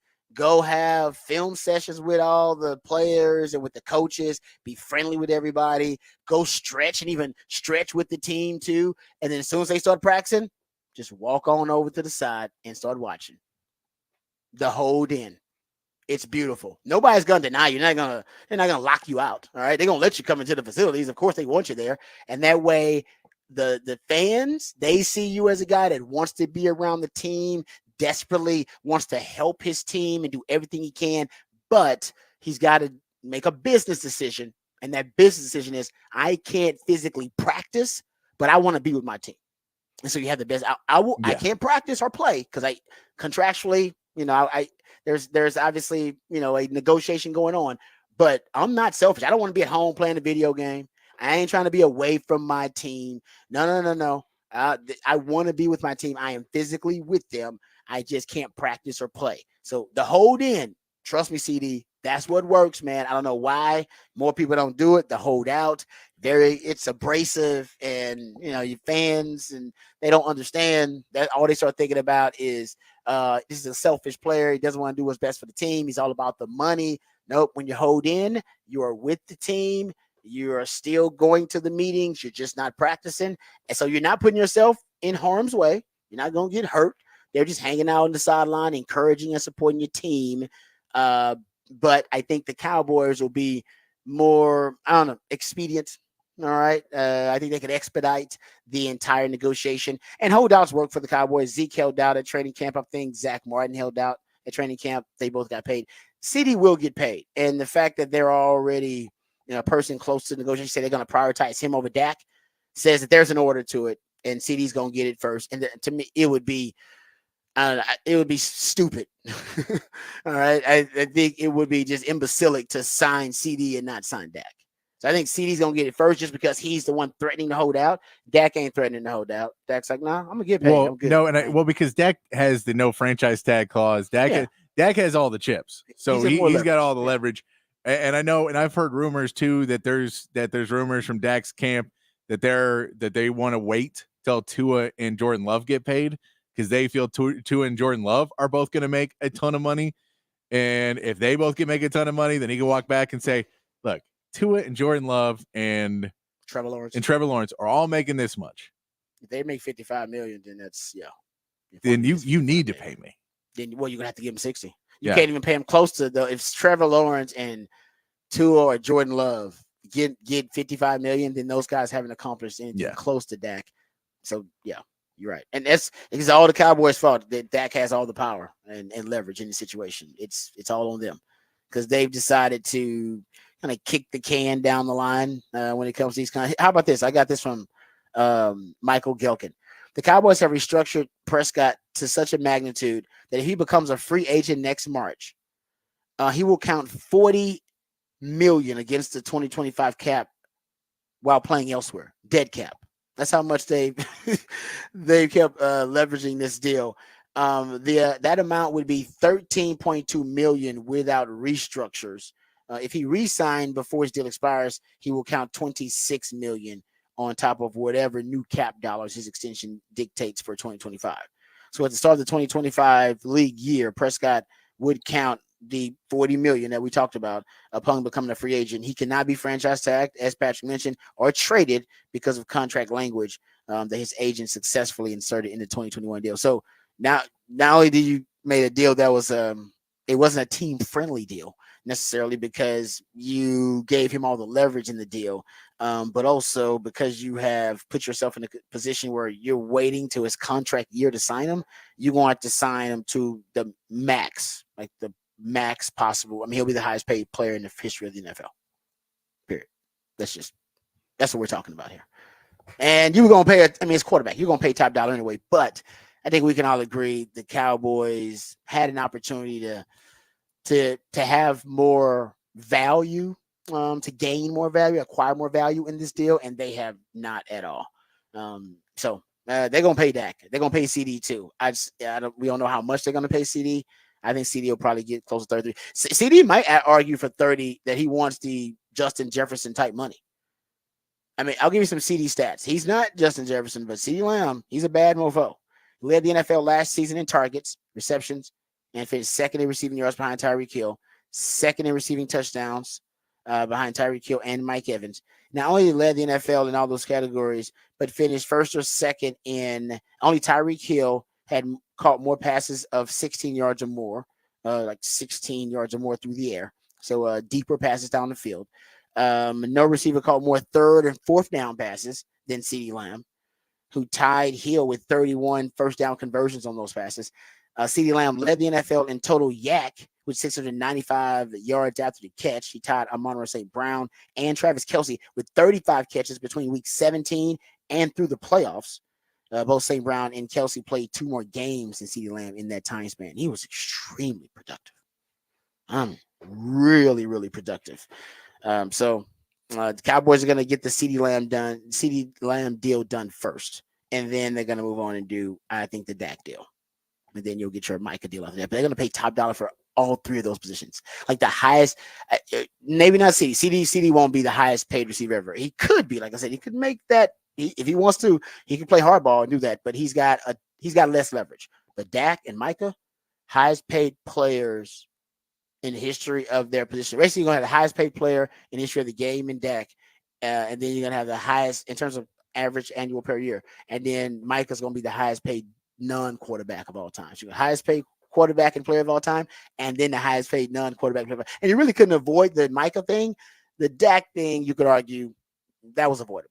Yeah, as a franchise. Yeah, no, that was if you had not waited till the last minute, but. Yes.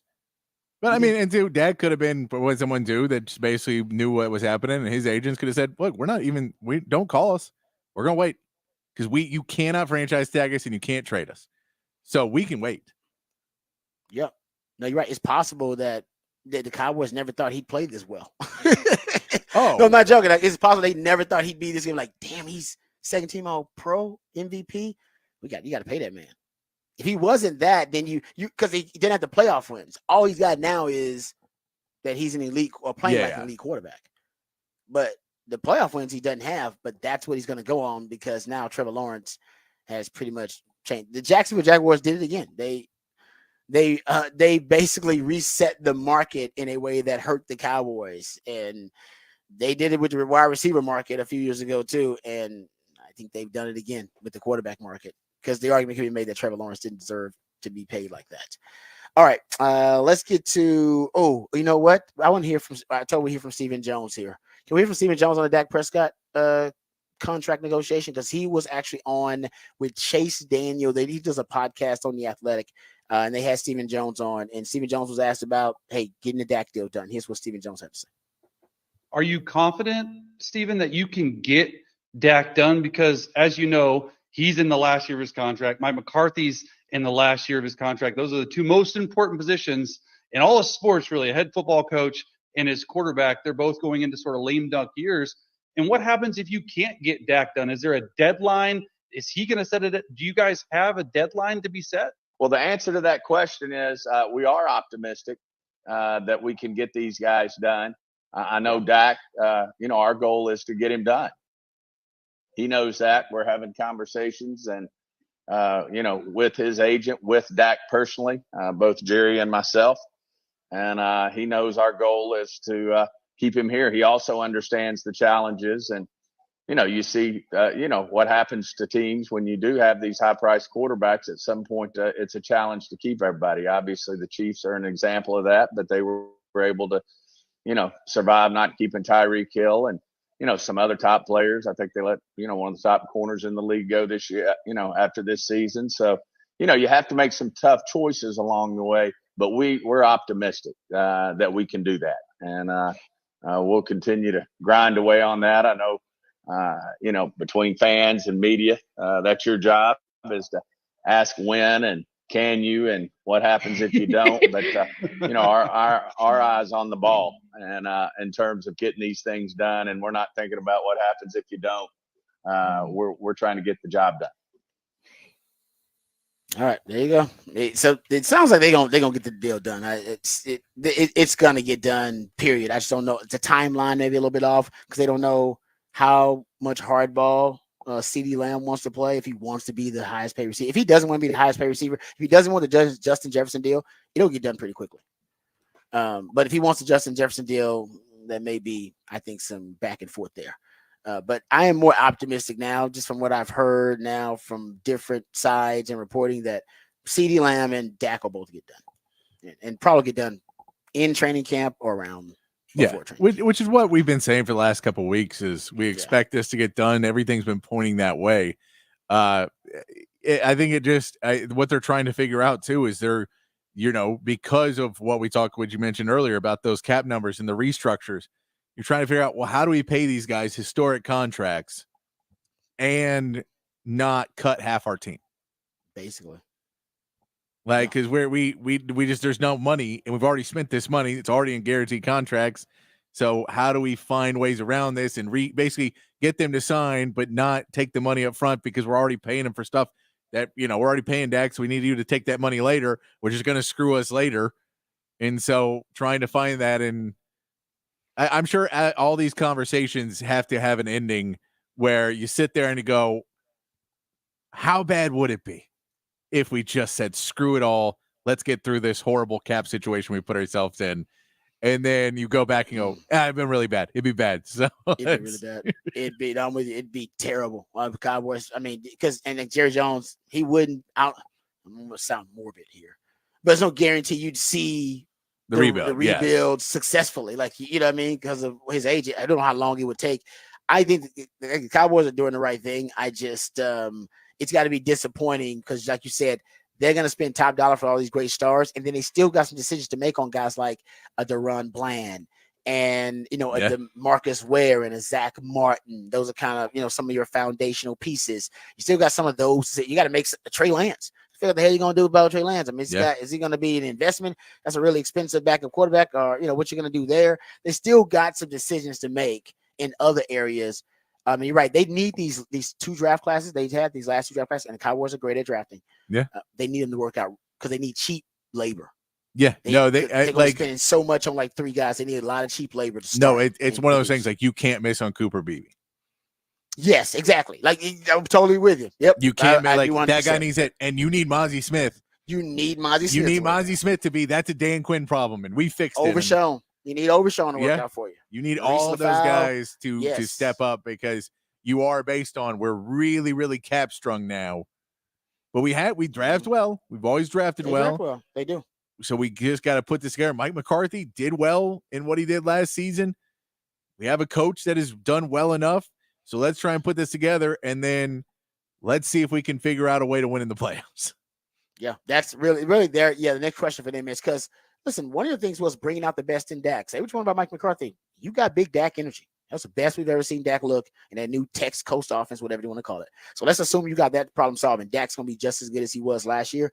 Now you just got to figure out how to get that big Dak energy in the playoffs. That's the next step for y'all. You got to get that. You got to figure out how to translate that style of play into the playoffs.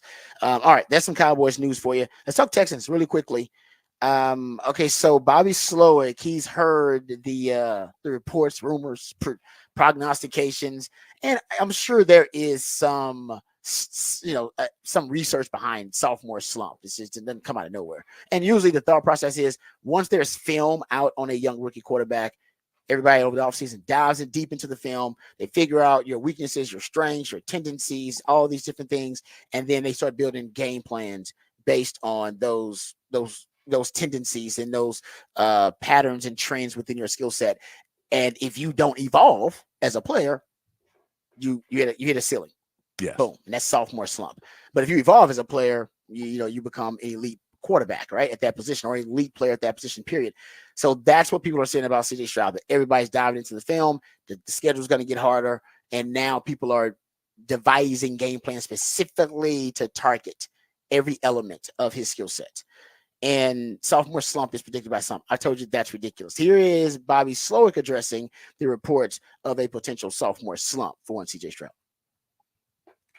Yeah, we're always talking about it kind of goes back to owning, commanding, and operating. We really embrace in that room specifically, not just understanding the offense, but understanding defense. We talk about it a lot. What's the defense do? How do they play quarters? Talk about specific techniques. And then what's our defense do? How's another team play that quarters? And then he spends time with Burke. He spends time with D'Amico. He makes sure he soaks in information from defensive coaches to hear their side.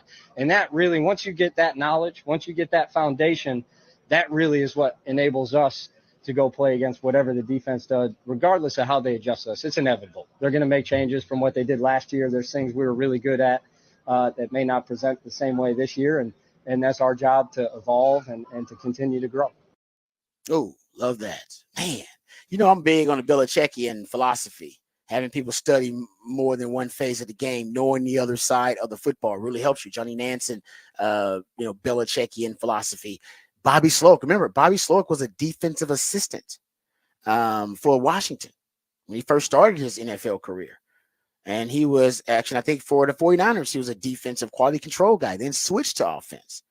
So I'm glad that is part of their development of CJ Stroud, is that they're putting him in the defensive meeting rooms so that he can understand how the defenses think, how defenders think, what they're keying on.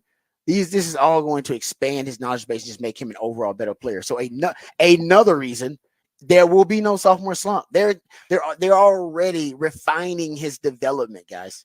And this guy had the best rookie season ever. I don't see a sophomore. I heard something else about him too, Patrick, that Jim Knowles, who's a great defensive coordinator, was with Oklahoma State, now with Ohio State, that when they used to do 7-on-7 at Ohio State, he would put in an extra backer and an extra DB and do 7-on-9 against CJ Stroud to get him ready. Jeez. They would do 7-on-9. He would. The more and more I hear stuff about how he has CJ Stroud developed and how he's being developed, I am confident there will be no. I did just realize something. Realize that this is the only thing that makes sense in my brain now. What's that? The Belichickian method. It's why he's dating this 20-something-year-old girl. He realized he didn't know how to reach these young kids anymore. So how do you realize to reach them? You got to study from the other side. Wow. That's it. Well done. That's it. That is a brilliant theory there. So if he gets a coaching job again, Yeah, he knows how to he'll raise the kids because know he's how like, to oh, raise some yeah. young people. Yeah. Damn. He'll be because he didn't know I think about social media. Now No, you got to be. you gotta he's be. probably pretty well versed in social You know how media many now with her. selfies he's taking of this girl? Wow, that is. Oh, that's a. I honestly, that might be the best theory I've heard about Belichick in his post-coaching career. That maybe that's what this is all about. It's actually not the. Everybody's thinking, oh man, it's the most. You know, It makes so most much more basic- sense for Belichick, right? Yeah, like it's the most basic level of stuff. It's like no, actually, there's a deeper, much deeper reason that Belichick has decided to date somebody who is what is she like 40 years I don't younger than know. 40 plus A years lot younger than her? younger. Something crazy like that. I don't know. I got to go look at it. But anyway, that's a great point. I actually agree with you on that. That's if he gets another job and he's successful, I think you may have, you may be on to something. You may have the secret sauce there. All right, we come back. Well, speaking of the secret sauce, is Xavier Worthy the secret sauce for this new Kansas City Chiefs offense? He very well may be. We'll discuss that when we come back right here on the Rodcast, featuring Patrick Davis on Lifetime Longhorn. Rod Davis coming back on the horn.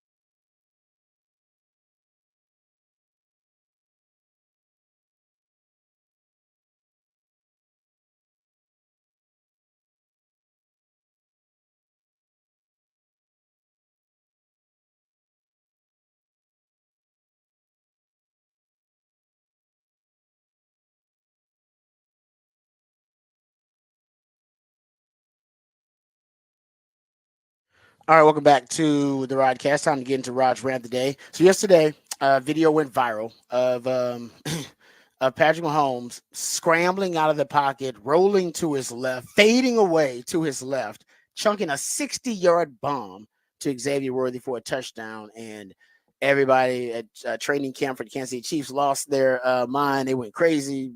Big round of applause.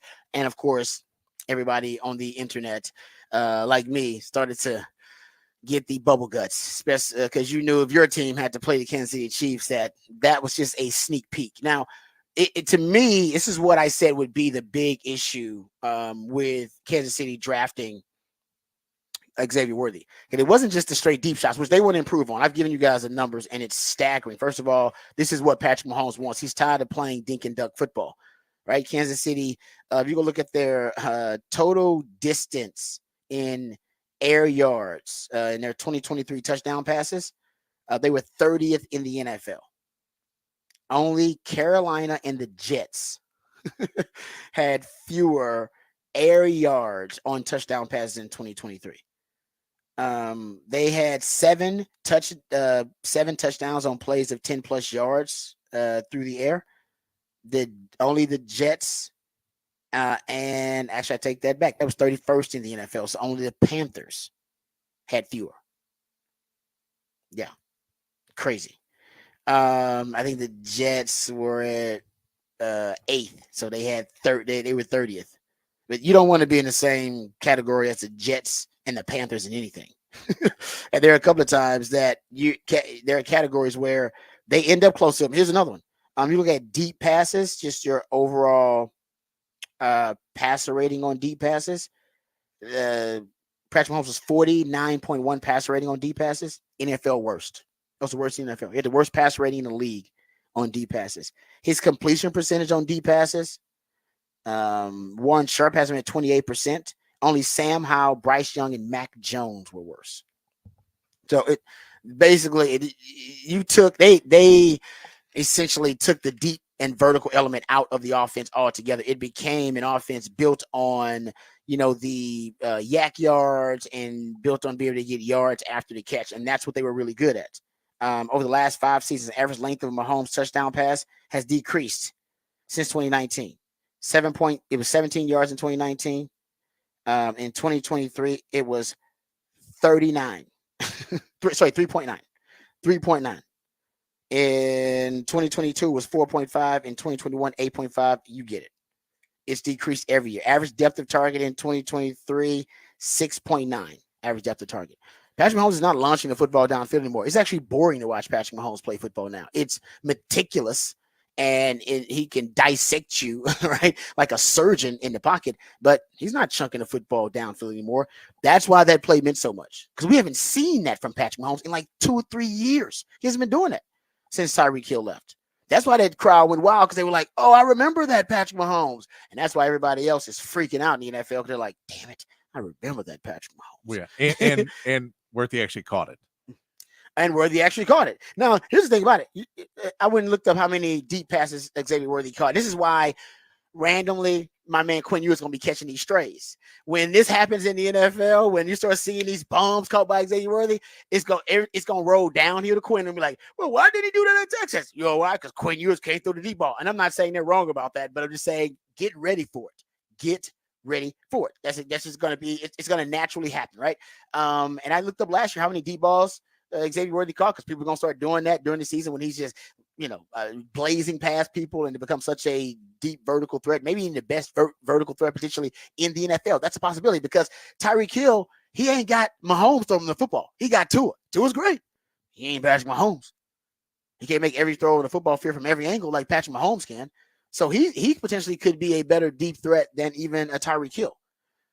But go looking at it, Xavier Worthy only caught 6 passes of 20 plus yards last year. Only 6 in 2023. That's it. 6 of them.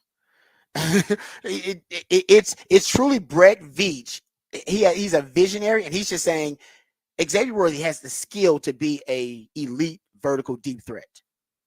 And he's saying Patrick Mahomes has already proven he can be a elite vertical deep passer. And this is, like I said, this is theory for him, because the truth is all the numbers say Xavier Worthy is not an elite deep ball threat. I just gave you numbers. He only had 6 deep passes. How about this? Xavier Worthy, he saw 94 throws of 20 plus yards downfield in his college career. He ranked 18th out of 133 FBS teams in adjusted completion percentage on such throws since 2021. Worthy came down with 77% of his catchable deep targets, which is not good. It sounds good, but it's not. It's a lot better than his overall completion rate of 20 plus targets was 25.5%, third worst mark in the FBS over the past 3 seasons among qualifying receivers. He doesn't, it's except at Texas, it did not translate. His 9.2 career yards per target on deep passes ranks worst of any projected non-undrafted free agent Power 5 receiver in this class. So basically any draftable prospect in this class. So it's weird how it didn't translate here at Texas, but Brett Veach is saying, no, my common sense and football knowledge tells me this guy's going to be an elite deep ball threat. And we know, like I said, you go look at all the stats tell you that Patrick Mahomes is the vertical element in the offense, and his deep ball, his deep ball acumen and prowess has been curtailed over the last 3-4 years. His average air yards per target, 6.5, career low for him. So I think Patrick Mahomes has been complaining about it, and I think Andy Reid wants more verticality in the offense. Now, even without that vertical element, Xavier, let's say he, just like here at Texas, it just doesn't it doesn't sync, right? Just say they don't have the chemistry on the deep ball, and they don't necessarily convert as many as we think. And let's say it's similar to what he's dealing with here at Texas, where he's an underachiever as a deep threat, even though he has elite world-class speed. He's still really compatible with the Chiefs offense. The Chiefs love yak yardage. Kansas City's passing offense results in the highest percentage of passing yards coming after the catch in 2023. Over 60% of their passing yards came after the catch, yak yards. The previous year, they had the third highest mark in the league, and they were at 54%. Xavier Worthy averaged 7.3 yards after the catch per reception in his college career. So he's an elite yak daddy, and that offense is meant for yak daddies. He was 9th among FBS pass catchers last year at 584 yards after the catch, according to Sports Info Solutions. So he's really good after the catch, and that's a yak-built offense. Also, they love pre-snap motion. If you go look at it, the Chiefs are top 5 in the NFL in pre-snap motion rates, and that's one of the things that I think for Xavier Worthy, he was really good. He's always been really good at being a threat in terms of a target to motion threat when you put him in motion and put him on the move. And you go look at Texas, they love pre-snap motion. They put him on the move a lot. In his freshman year, Xavier Worthy, yards per catch on pre-snap motion plays where he was in motion prior to the snap, at the time of the snap, he averaged 21 yards on targets where he was in motion prior to the snap, at the time of the snap. Put it like this: you got the fastest guy potentially in the NFL, and you give him a running start. It's trying to know what you're doing. When you put him in motion, that makes him hell on wheels to defend. And Texas last year, they were top 10 in yards after the catch as a team. So Sark's offense is built in yak yards. So he's compatible with that offense. They like screens, and damn near 25% of Xavier Worthy's targets in his career were screen targets. So he, Sark loves the screen game. About 15% of his passing game is screen game. Some of those to wide receivers as well. So even if he doesn't work out as a deep threat, they still know how to use Xavier Worthy, and they're going to use him just the way that Sark did. I was looking up top percentage of targets for wide receivers with pre-snap motion last season. Here's the list: Tyreek Hill, Jalen Waddle, same offense in Miami. They're the leaders in the NFL in pre-snap motion. Makes sense. Brandon Ayuk and Deebo Samuel, 72.8% and 72.1%. So they're third and fourth in percentage of targets for wide receivers with pre-snap motion. That's 49ers. They're top 3 in pre-snap motion. Then there's Rashee Rice, Kansas City Chiefs. He's at 65.9%. And then there's Puka Nacua, Makes sense. That's the Rams, right? Really, really elite, explosive offense. And two of these players, Marquez Valdez Scantling. He's also on this list, and he is 7th on this list. So if you go look at percentage of targets with wide receivers who had pre-snap motion, the Kansas City Chiefs have 2 in the top 7 on this list. Miami's got 2 in the top 7. 49ers got 2 in the top 7. The Rams got 1. These are all kind of the same offenses from that Mick Shanahan coaching tree, except for obviously Kansas City. That's Andy Reid on his own. My point is there are a lot of similarities between those Mick Shanahan offenses and Sark's offenses. So if Kansas City, if they're taking a lot of the elements, I'm sure, from Sark's offense to help them utilize and weaponize Xavier Worthy, he's going to be great even without the deep ball. But what we should all fear is the deep ball coming back, in addition to all the other elements they can download. Like, guys, last year they won the Super Bowl with the worst wide receiving core in the NFL, and with Patrick Mahomes having the worst passer rating on deep balls in the NFL. And now they got the fastest wide receiving core in the NFL, and they're bringing the deep ball back for Patrick Mahomes. Scary thought. All right, there you go. Raj, rather today. We come back. We'll have what the stats, what the facts on the other side, right here on the Rodcast featuring Patrick Davis on Lifetime Longhorn. Rod Babers coming back on the horn.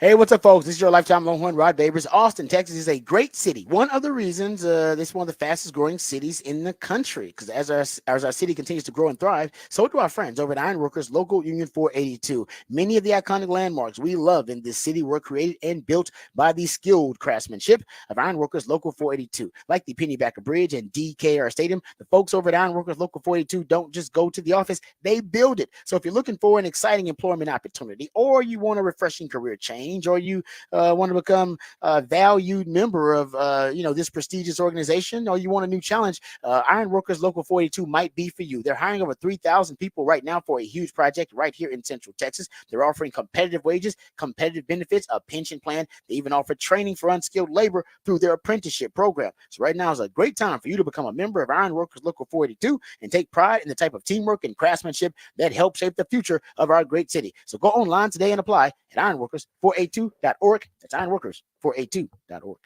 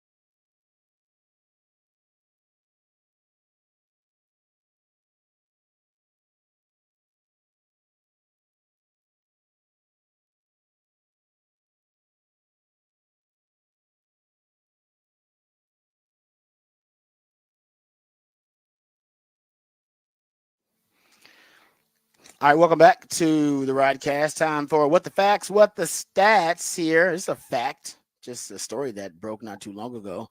LeBron James, he's going to receive a very special honor, Patrick. It turns out here LeBron James is going to has been voted by his fellow Olympians to be the Team USA flag bearer at the opening ceremony in Paris on Friday. Yes. First men's basketball player to carry the flag for Team USA. Women's basketball players Sue Bird and Dawn Staley previously served the honorary role. But Paris is James's fourth Olympics, won gold in 08, 2012, and 2004. As well, one gold and bronze. Bronze in 2004. I apologize. Gold in 08 and 2012. So, and obviously going for gold this year. So there you go. Great honor for my man LeBron James. Some people probably won't like that because they think LeBron James is un-American. Some people don't think he's patriotic, actually. But yeah, everybody's got an opinion about the man. All right, another factoid here. What the facts, what the stats. How about this one? This comes from talking about the Chiefs. We're just talking about the Chiefs and the deep threat that has now been acquired by the Chiefs and Xavier Worthy. And they got a couple of them because they got Hollywood Brown there now too. Also, little nugget here, Jared Wiley is working as the second tight end. I have two former Longhorns there. Jared Wiley went to TCU. He's working as the second tight end now behind Travis Kelce. At least in training camp he was. Maybe some injuries were the reason for that, but they really like Jared Wiley. So good for him. All right, the Chiefs defense allowed fewer than 28 points in 21 games in 2023, including the playoffs, the most by any team in NFL history. Spags don't get enough credit. How about this? Patrick Mahomes is 17-13 in his career. In games, his team allowed 28 plus points, including the playoffs. He's the only QB with a winning record in games where his team has allowed 28 plus points. So you got a DC where nobody can score at least 28 points on him. And you got a quarterback who's got the best record in the NFL in the history of the league in case somebody does score 28 plus points on them. So it's a pretty good damn formula to win. Yeah, that usually helps. It's crazy. Another factoid here before we get out of here. How about this one? Tua led the NFL in passing yards last season and finished as the 19th best quarterback in fantasy points per game. How is that possible? How's that possible? QB 19 in fantasy points per game. Yeah, I don't play a lot of fantasy, so I don't know. It's a different world in the fantasy game. I do know that I have a friend, and when I told him that the Hall of Fame game is, by the way, last week without football. This is last week without football. Hall of Fame game's next week. Wow. That is crazy. So last week with zero football off season. Last week with zero football, and then I believe the Olympics start next week too. I think, right? This is what happens when your teams are good though. Texans were good, Longhorns were good. I can't think of an off season I've had where both have been good. Ever. Both of my football teams were good. That's why the offseason went so quick. Because everything in the offseason, you're just reflecting on the season, and all the talk is about how good the Texans are and how good they're going to be for the future. And all the talk has been the buzz about Texas in the offseason, right? The draft was really good. 11 guys drafted. You got the video game cover. Arch Manning balled out in the spring. Honestly, this might have been my quickest offseason I've ever had doing this job and just as a fan of football, because both of my teams are good for the first time. That's never happened. The Texans and the Longhorns have never been good at the same time. Because the Longhorns haven't been that good in 15 years, and Texas ain't been around that damn long. No, I guess they've you're right. really been good at the same time. And I was right. The Olympics, the Olympics start Friday. I was wrong. So the Olympics start Friday, and then next Thursday you get the first football game, and then the following weekend will be the rest of the team starting preseason, and then we'll get through that. And then the end of August you get college football to start. Beginning of September you get NFL regular season to start. So we are not far away. We get baseball to carry us through the rest of this week. And then we're in the Olympics world. It'll be nonstop Olympic stuff.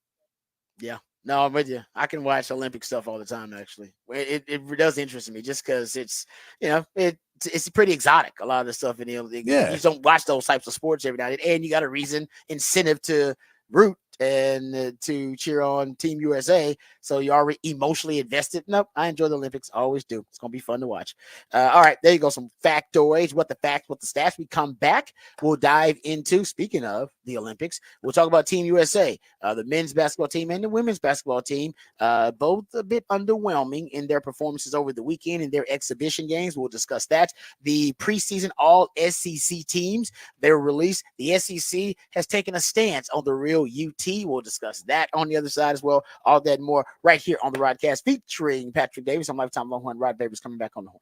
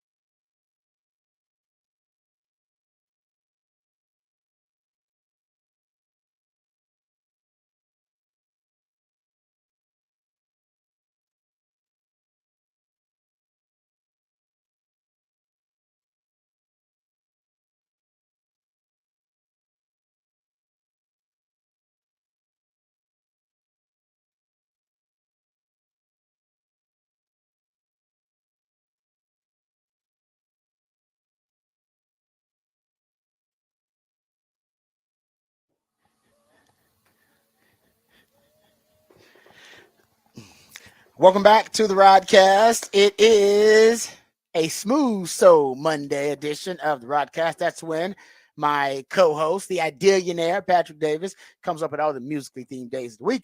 But Smooth Soul Monday is especially important because we're all coming off hopefully a stress-free, fun-filled weekend. And then you got to deal with Mondays, which can usually slap you in the face with meetings and traffic and adulting, and nobody likes that. So in order to make sure that it's a smooth transition and not a rocky one for you, my man Patrick comes up with a Smooth Soul Monday. So we appreciate him for that. We also appreciate him coming up with the topic for the big fat poll of the day. It's already posted up at the X account, the Horn ATX. Patrick, give the folks the topic for the big old fat poll of the day. Big fat poll of the day today. The question is, what should the Rangers do at the trade deadline? And it is pretty even right now. That. I know. Look at that. I see it. Honestly, it reflects exactly what I thought. So I'm like, I don't really know what to do. I don't think the Rangers because I don't know what to do, I wouldn't do anything. I would just stand pat. And 35% of y'all stand pat. 35% of y'all say sell. 30% of y'all say buy. I'll say by the end of this poll, it'll probably be as close to a third and a third and a third as you would get in a poll. That's crazy. So basically, that just lets you know nobody really knows what to do, because I don't know if there's a right or wrong answer for the Rangers right now. They were ahead of schedule last year. There's no doubt about that. But the Kim Kardashian, Nicki Minaj, Serena Williams size, Cardi B size, Megan Thee Stallion size, but were they ahead of schedule, or were they just, I'll say really lucky, but they got hot at the right time? And it was more of a reflection of them just being the hottest team in Major League Baseball at the time, rather than them being ahead of schedule in their roster construction and them trying to maximize this championship window. Is there a championship window, or are they just, hey, you know what, actually, we got hot at the right time, so our window is actually down the line. We didn't know this is our window, and we weren't intending to have a window open up this year or next year. It's actually going to be something that we can, better orchestrate for the future. Yeah. Or do they believe they got a lot of talent and they were ahead of schedule? And if that's the case, you just had a lot of injuries this year, and you'll find your groove just tweaking some things, but you don't need to necessarily be a seller here. But selling does not mean blowing up the team. It just means getting rid of some of the older guys. So your guys that are like Kirby Yates is a perfect example. I mean, he's an all-star. He's 37. He's playing well for you. Yeah, I was gonna say he's playing well for you. He's playing well for you, but at the same point, if you're not going to win this year, if you say we're not a playoff team this year, we're not going to make the playoffs. So why are we keeping him when we could get prospects for him? Weren't they saying that close? There was a time, I'm gonna say, I don't think it's an all-star break. There was a time last year when I believe I remember Rangers fans saying the same thing. Like I literally remember them saying the same thing. It was like, man, I don't know if this is our year, and end up winning the World Series. So I think the difference is this year. I think last year was they didn't know if they could win the division, and they felt like they just seemed further away from it this year. Although, like the wild card race is really what's scary, because it seems right now you have to win the division to win, because that wild card race, there's some really good teams in there. So if some of those teams sell early, then maybe you have a little bit better shot to climb into that wild card. But if those teams buy at the deadline, I think there's a couple players you may be able to move and build that team up and build that rotation up a little bit more, build that team up a little bit more. But I mean, it is if they bought it and traded it, it wouldn't also surprise me. And if they stood pat, it wouldn't surprise me. Nothing would surprise me what they do. It's more along the lines that I say, I get the way that baseball normally works is you don't just stand pat. Most teams don't. So normally you do one or the other.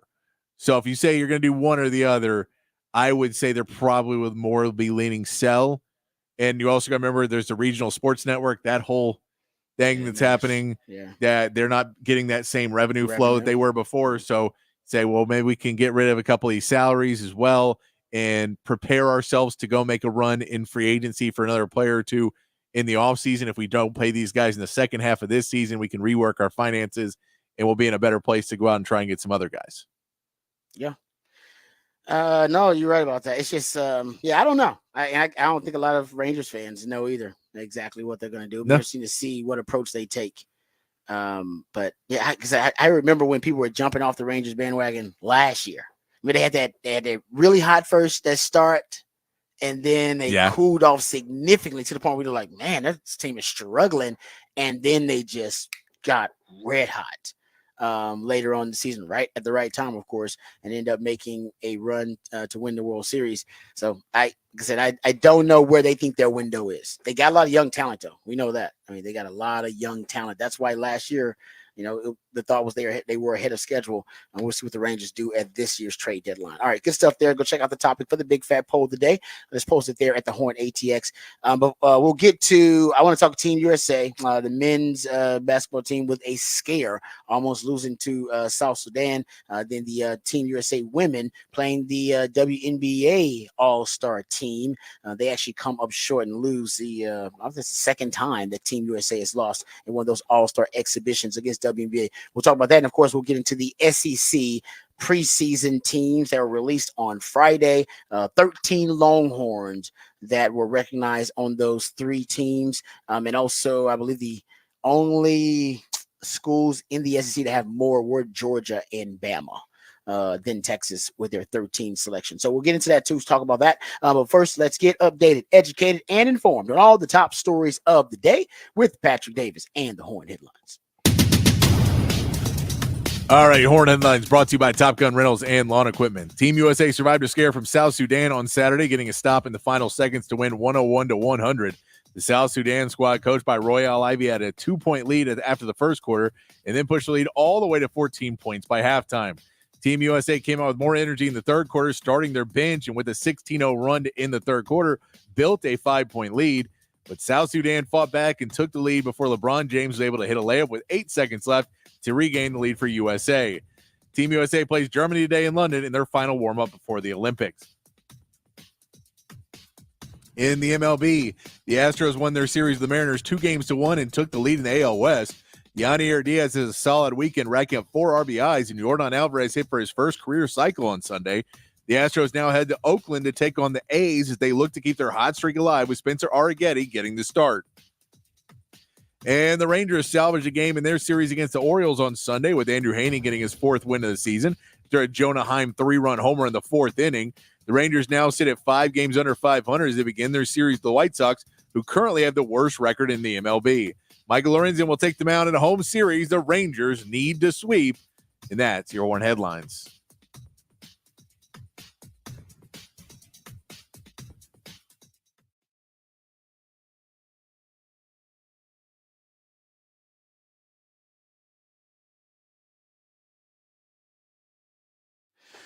All right, thank you, Patrick, for the Horn Headlines. We appreciate those. All right, let's get right to some Team USA discussion, and then we'll dive into the all SEC teams that are released. So over the weekend, the men's national team played an exhibition game against the South Sudan, and at one point, the South Sudan were up 14 points at half.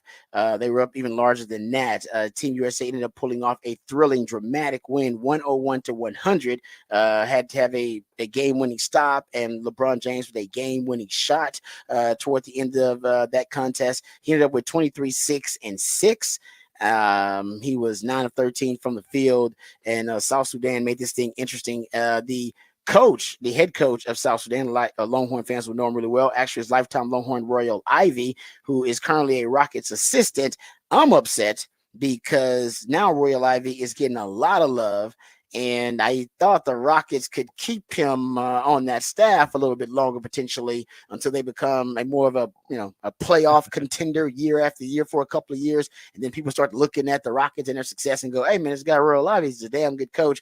And then he'd get his love. I'm happy that he's getting his love now. He deserves. He's a damn good coach. And I've heard stuff about Royal Ivy for a while now. But after what he coached South Sudan to do, which was almost one of the greatest upsets in basketball history, even though it was an exhibition, America was favored by 43 points in that game. South Sudan, no indoor basketball courts in the country. It's one of the players says, yeah, we don't have indoor basketball courts in our country. That is just thinking about that blows my mind. That is how rare it is to see a team like South Sudan. By the way, South Sudan has been around since 2011 as a country, recognized as a country, been immersed in civil war for most of that time, and yet you see them able to achieve something as remarkable as just staying in the game with Team USA. And it's just an exhibition, but it really is a triumphant, it's kind of a triumphant moment for that country and their basketball culture. Team USA pulled out the win, though, but bit of a scare, Patrick, bit of a scare. It is. Don't forget, South Sudan's in the USA's group play in group pool in the Olympics, so they'll meet them again. They'll play them again. Okay. And so, they get another shot at it, but this was a wake-up call for USA again, where they've had a few of them. This one was probably the most prevalent because they weren't able to pull away really, like the Serbia game in the first half was a little bit closer. And then once you got to the second half, Serbia didn't play.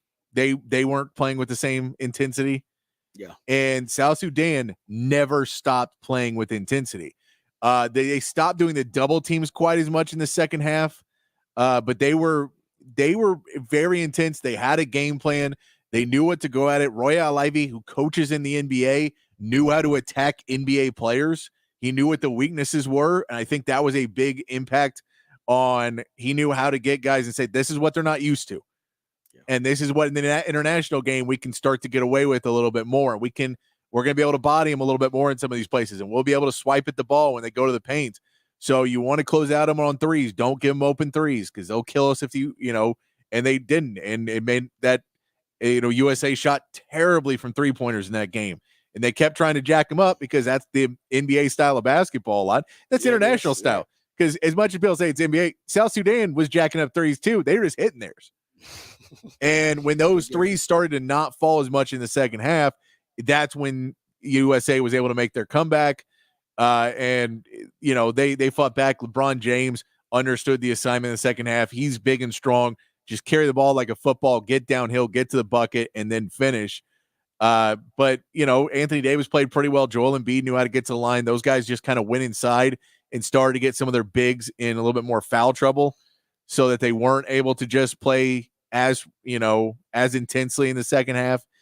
But it's one of those things that you will see as a problem for USA teams. It always is they don't necessarily play great team basketball, team offense, team defense, because they don't practice together. They basically get 2 to 3 weeks together, and that's the team, and then they go play in the Olympics. And Royale Ivy and Luol Deng have been building this South Sudan team for 3 years now. So for 3 years, they have been practicing and building and building and building, and it gets you more ready for the game than where the rest of this team, they're all the best. They're more talented, but it's a team game. And when you get double teamed and you don't know where your players are, that's how you get turnovers, because in your system, on your team in the NBA, you know where everybody's supposed to be. Yeah, it's true. But when you're playing in Team USA, you kind of know where guys are supposed to be, but maybe that guy's not in the right place either. And then you throw the ball out and you're having to see things, and it just makes everything a lot harder. It makes it hard to make those split-second decisions. And then you just saw guys that just didn't seem to step up. You need those young guys to step up more in these roles too. The Tatums, the Bookers. Anthony Edwards tried, but he wasn't hitting anything. You need some of those young guys that need to play better to step up in these games where everyone's struggling. Yeah, no, you're right about that. And one of those young guys, Anthony Edwards, he was asked, I love his answer too. And we have his audio. It's pretty quick, but he was asked about, hey, what was the key to that comeback there, man? That was scary. Here's what Anthony Edwards had to say. Almost a miracle win for South Sudan that you managed to stay there. What was the key for you guys? LeBron James. Yeah, pretty much just LeBron. Just LeBron James. He took over the game. He only had 23, 6 and 6, but I wonder how much of that was in the second half. I didn't keep track of it, Patrick. I'm sure you probably got a chance to watch it, but he did hit the game winner. Yeah, a lot more of it was in the second half. He started to play a lot of it was in that 16-0 run at the end of the third quarter, where that was really the breaking point for South Sudan. Was they put in that bench lineup to start in the second half, which I thought was actually a pretty clever move by Steve Kerr for twofold. Was that the defensive intensity picked up a lot to start the second half, and then you put in a really fresh best lineup on the court when South Sudan was putting in their bench and and their guys are a little more tired. So that allowed a guy like LeBron James to just say, well, now I'm not even going up against the South Sudan starters anymore. I'm now able to go into a team that's a little bit more tired, and now I can just roll downhill, and they're not stealing the ball. They're not being able to double as much. But he knew that starting lineup was going to come out and try and double team everybody. That's what they did to start the game. They just doubled, and as soon as a guy turned and basically took his eye off the ball, picked up the ball and turned his eye off everybody, it was over. And that's where you get turnovers. It's where you got bad shots. It's where you got guys trying to create but couldn't get anything off.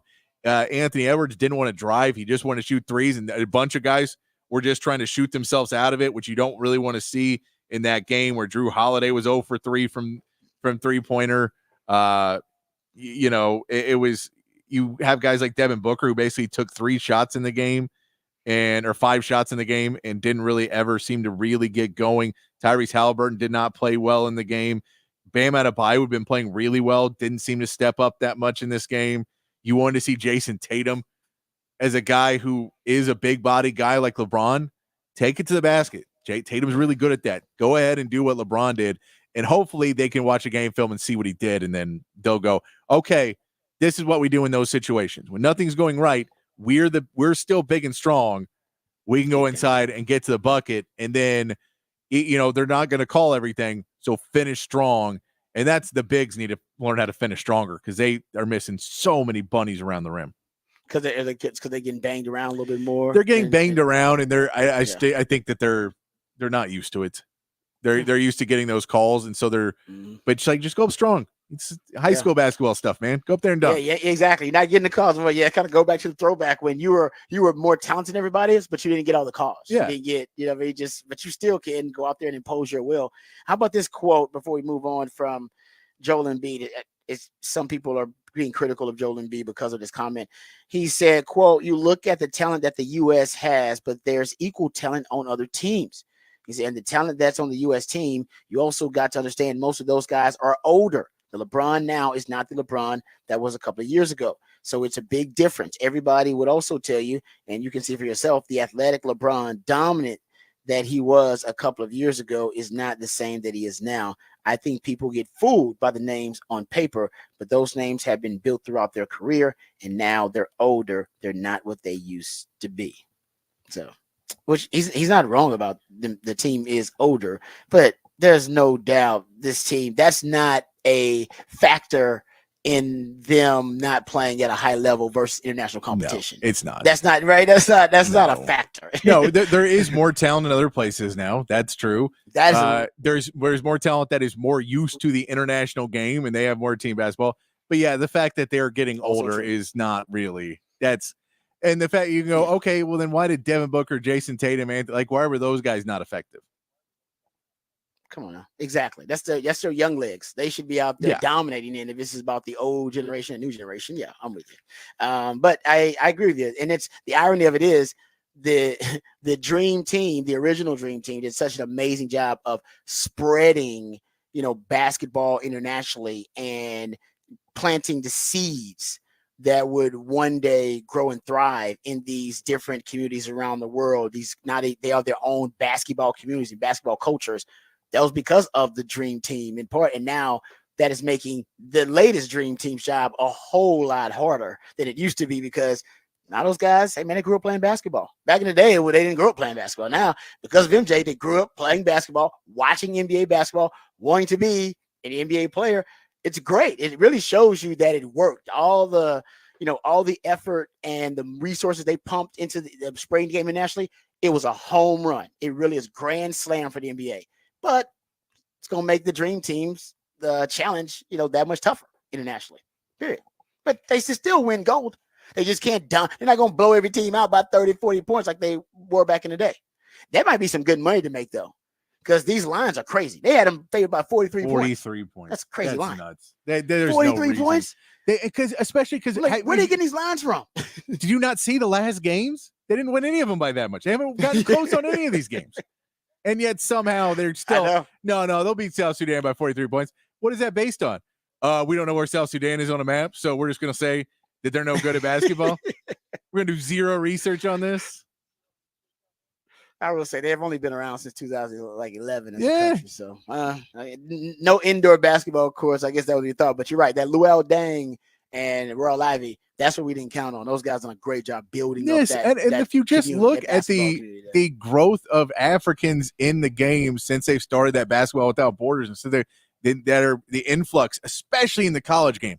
In the college game, they are all over the place because college teams have figured out that the parents in Africa, they're more likely to send their kids to go. You can go get an education over there and then come back and help us out, or if you're able to make money over there, stay over there and make money and send it back. But it's been a huge, like a bunch of those South Sudan players played in college or currently are playing in college. And so there's plenty of those players that are part of it. That's changed a lot. It's just normally that those players that are really good end up coming to America, becoming U.S. citizens, and they don't play for those teams, and they don't go back necessarily to play on those teams. And there's not enough depth of those rosters that there used to be to build up a team that was able to qualify for the Olympics. But again, Royal Ivy and Luol Deng have done a really good job. And again, when you say there's no indoor courts, there's not necessarily the infrastructure. It costs a lot of money to send people to the Olympics. It's not a free thing to do. And so that's why it's their first one. And so some of these countries that was never a priority for them, was to send, to put together Olympic teams. And so it's a cool thing to see. The Team USA plays again today. I believe 1 p.m. Is the time. Okay.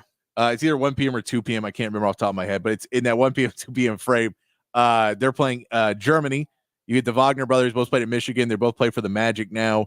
Dennis Schroeder, I believe, is still on that team. I don't know if they've allowed Maxi Kleba back on it or not. But there's some good players on that Germany team as well. It'll be another test, and this will be an interesting one to see Team USA coming off of a close battle. Do they come out with more intensity and understand and finally start trying to play and say, this is the last game? We're headed straight from here to Paris.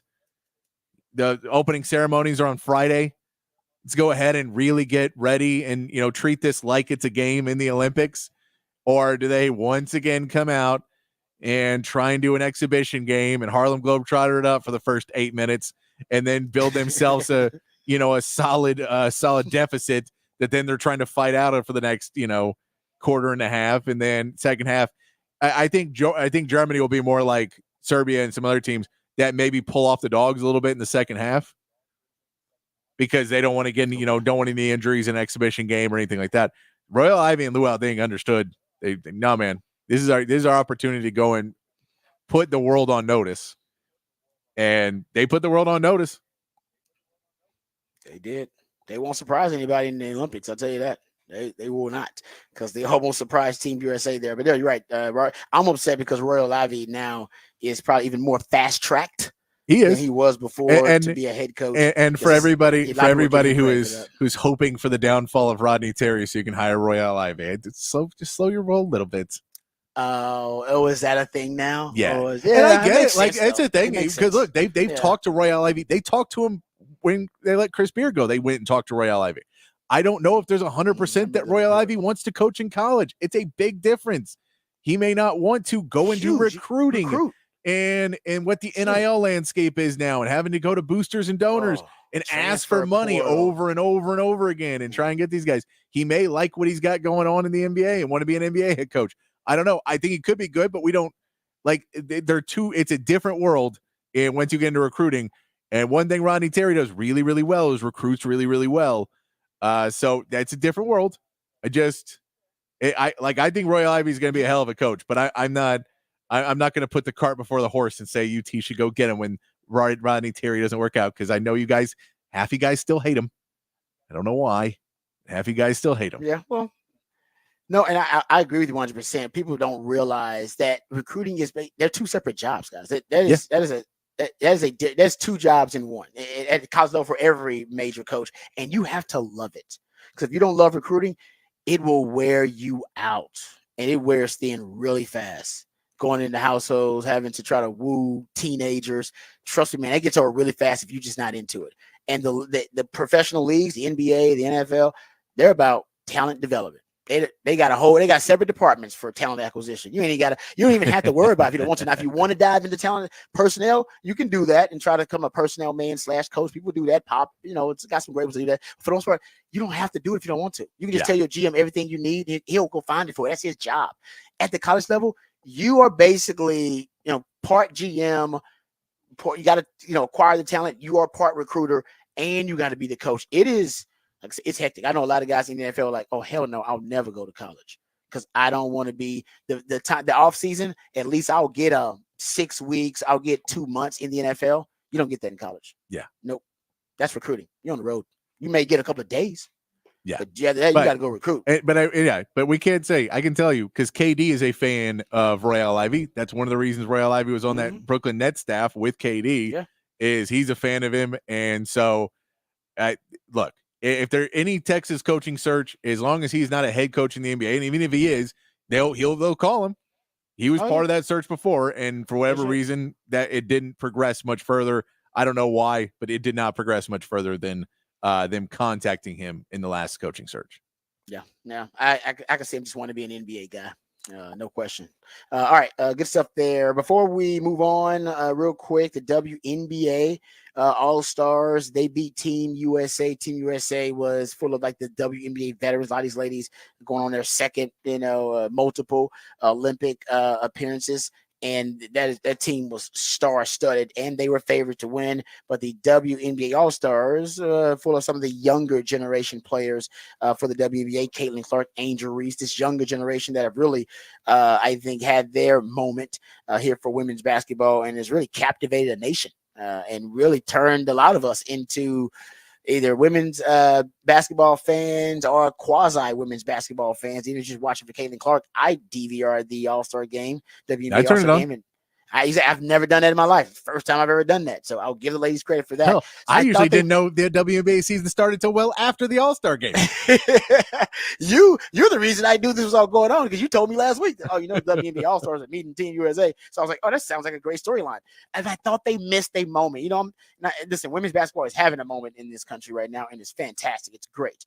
I'll give you a little stat here, matter of fact, a little factoid, because I was doing some research about it, and I was really, really blown away by this fact. So a record number of fans are apparently showing up and watching WNBA basketball. The league has had 15 games with at least 1 million viewers. That already ties the WNBA record for a season, and the playoffs don't start for a while, right? You got a while before the playoffs actually start up for them. So you got more people tuning in, and a lot of people tuned in. This was the most watched WNBA All-Star game ever, and it was in Phoenix. Team USA got whipped. I mean, they got mollywopped out there. It was 117-109, but the score does not indicate how much of an Old Testament kind of butt whipping it was. WNBA All-Stars kind of pulled away. The younger ladies pulled away from Team USA. I thought Team USA, the women, missed a golden opportunity to make this kind of an all-time iconic, epic matchup and get people really excited once again about women's basketball. Because I'm gonna say they gave up, but they didn't fight back much in this game, and maybe because it's an exhibition. But all the talking headlines have been about how the older generation, they want this younger generation of basketball players, Caitlin Clark injuries, to pay their dues, and they want to put them in their place and show these young bucks, all right, that they're not going to run this league. This is the perfect opportunity to really put, your money where your mouth is and actually, all right, let's show these young girls that, these young ladies, excuse me, that they're not going to come into this league and run this league, even though that's who we want to watch. That's who has captivated the country and from a fan perspective. But they didn't. They laid a dud. It wasn't even a fun game to watch. No, in the it was the second half wasn't. The first half, it felt like the first half was good. Team USA won the first half, and they were like, cool, we're good. You're right. It seems that way. We're good. And then the second half, WNBA really wanted to push there, and they went and they got the lead, and it never really got close again. Also, Caitlin Clark didn't have a great game. She passed well. She had some great. Yeah, she had like double-digit assists. I think. She had double-digit assists, but yeah, she had 4 points. No, she was. They specifically went to shut her down but they couldn't stop Arika Unguwale. Yes. She was fantastic. She had 34 points. She was All-Star Game MVP. She was great. I mean, I was watching. She is the best one-on-one player in that league. I mean, she was just doing them dirty. She's got nice handles, everything. But yeah. I thought that was a golden opportunity missed. By the way, the WNBA All-Stars beat Team USA 4 years ago in this same situation. But I thought Team USA missed the chance to, turn that into an iconic kind of legendary matchup between the younger generation. Which so the way that it was with the end of the game for USA and South Sudan, where USA pulled away a little more and then South Sudan fought it back, and you got that last 2 minutes was a lot of fun to watch. Yeah, clutch time. You wanted that clutch time moment in this game, and that's all you needed was that last 2 to 3 minutes. That Team USA fight back, and you get the young stars versus the old star, and you get some highlights, and you get a Sports Center moment of then this happened and this happened. You get the countdown, and then Caitlin Clark's got to shoot a big three, and then Angel Reese gets a big rebound, and all these young players, and you get that is what everybody wanted to see, and it just didn't happen. It didn't happen. It was perfectly set up for it, though. It was perfectly set up for it, and I think Team USA was the ones that didn't show up there. So there you go. That's our hoops discussion. All right, we come back. We go behind the burn orange curtain. We got to talk about the All SEC preseason team that was released, the media poll that was also released, and so we'll talk some Longhorn football on the other side, right here on the Rodcast, featuring Patrick Davis. I'm Lifetime Longhorn Rod Davis coming back on the Horn.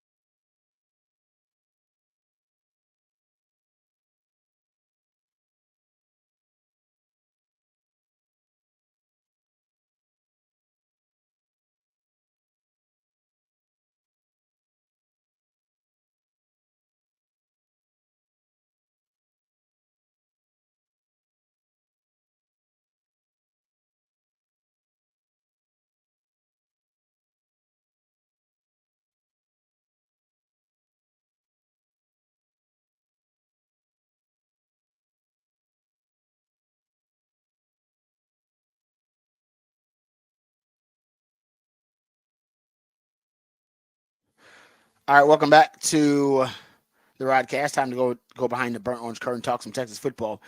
So when the SEC released the preseason All SEC teams voted on by the media, they, I don't know, intentionally, unintentionally, not sure, they took a stance on the who is the real UT debate. Because when they listed the players, the selections for the All SEC preseason team, they had the abbreviation for the school next to it. Their abbreviation for Texas was TEX. Their abbreviation for Tennessee was UT. So they could have easily put TENE, and there are other ways that you could have put Tennessee there, but they didn't. Or they could have decided to, I don't know, straddle the fence there. They really could have straddled the fence. They could have went UTEX and then U10. So it could have gave both the UT. They didn't go that route. All right. They could have stayed out of it altogether and just went Tex and 10. But no, they decided Tennessee's the real Tennessee. Maybe it's a seniority thing, but based on them, so based from a, I guess, logistical, administrative standpoint, SEC is saying that Tennessee is the real UT. I would disagree. They could have put lowercase t. That would work better. Than uppercase T. That would have helped. But there you go. And it's random debate. It's hard to tell because they didn't get a lot of players on there too. They did. They did have all of that. It's a great point too. Texas had 13 players that were selected for the first, second, and third team combined. So here are the Longhorns for you. First team offense, Kelvin Banks, of course, he's the only Longhorn selection on the first team offense. Second team offense, you got some better Longhorn representation. Quinn Ewers, the quarterback for the second team. C.J. Baxter, the running back for the second team, and Isaiah Bond, wide receiver on the second team All SEC team. Third team for Texas, Jake Majors getting some love. I like that though. Jake Majors, is a good player. I don't think he gets enough respect, considering. I mean, he has started for 3 years now. He's been your starting center now, and that's pretty impressive. First team defense, not one Texas player selected first team, and I could see that. I mean, who would you make the argument for? Maybe an Anthony Hill, maybe a Makuba. You may try to make that argument for. Yeah, but maybe. Like I said, I don't necessarily think a Texas defender has a great case to be first team All SEC. I don't. No, I don't. By the end of the season, I think it will be. Yeah, I think they can earn it back on there, but I don't know. Yeah, I'm with you. I don't. Like I said, if it was a passionate case to be made, we'd be making it, folks. I promise you. So second team, they got 4 Longhorns though. Now this is the interesting part. So you got 4 Longhorns. You got Anthony Hill. Excuse me. Anthony Hill, Jadae Barron, Andrew Makuba, and Malik Muhammad. That's and then on the third team they got Trey Moore. You could argue maybe they want to put Trey Moore on the second team, but he hasn't done it at a power level yet. He did at UTSA. We're at the double-digit sacks and double-digit tackles for loss. So I could see that. I do like Trey Moore a lot though. But they got 3 DBs on here. Man. I mean, think about Texas secondary last year. That was one of our biggest complaints, right? It was like, man, the Texas secondary is vulnerable. You could make the argument Texas secondary may have been the reason Texas, lost to Washington, right? It was their strength going up against your biggest weakness. And I've talked to you guys ad nauseum about Texas defending certain concepts like inside breaking routes and about them defending deep ball and them defending bunch formations. I mean, our Texas pass defense last year was poor in a lot of those different areas. But they got Texas with 3 defensive backs on here on the second team. So Makuba, who's a new addition, then Malik Muhammad at corner, then Jadae Barron, who's your DB. I will say this. If you remember, Nick Saban said his biggest concern, personnel-wise for Texas, is the cornerback spot opposite Malik Muhammad. Great minds think alike, because I've told you guys the same thing. I've become less paranoid, anxious about that spot because I just think they got solutions. If Gavin Holmes and Javion Cole don't work out, and I think both of those, one of those guys will work out. I think both are capable of it.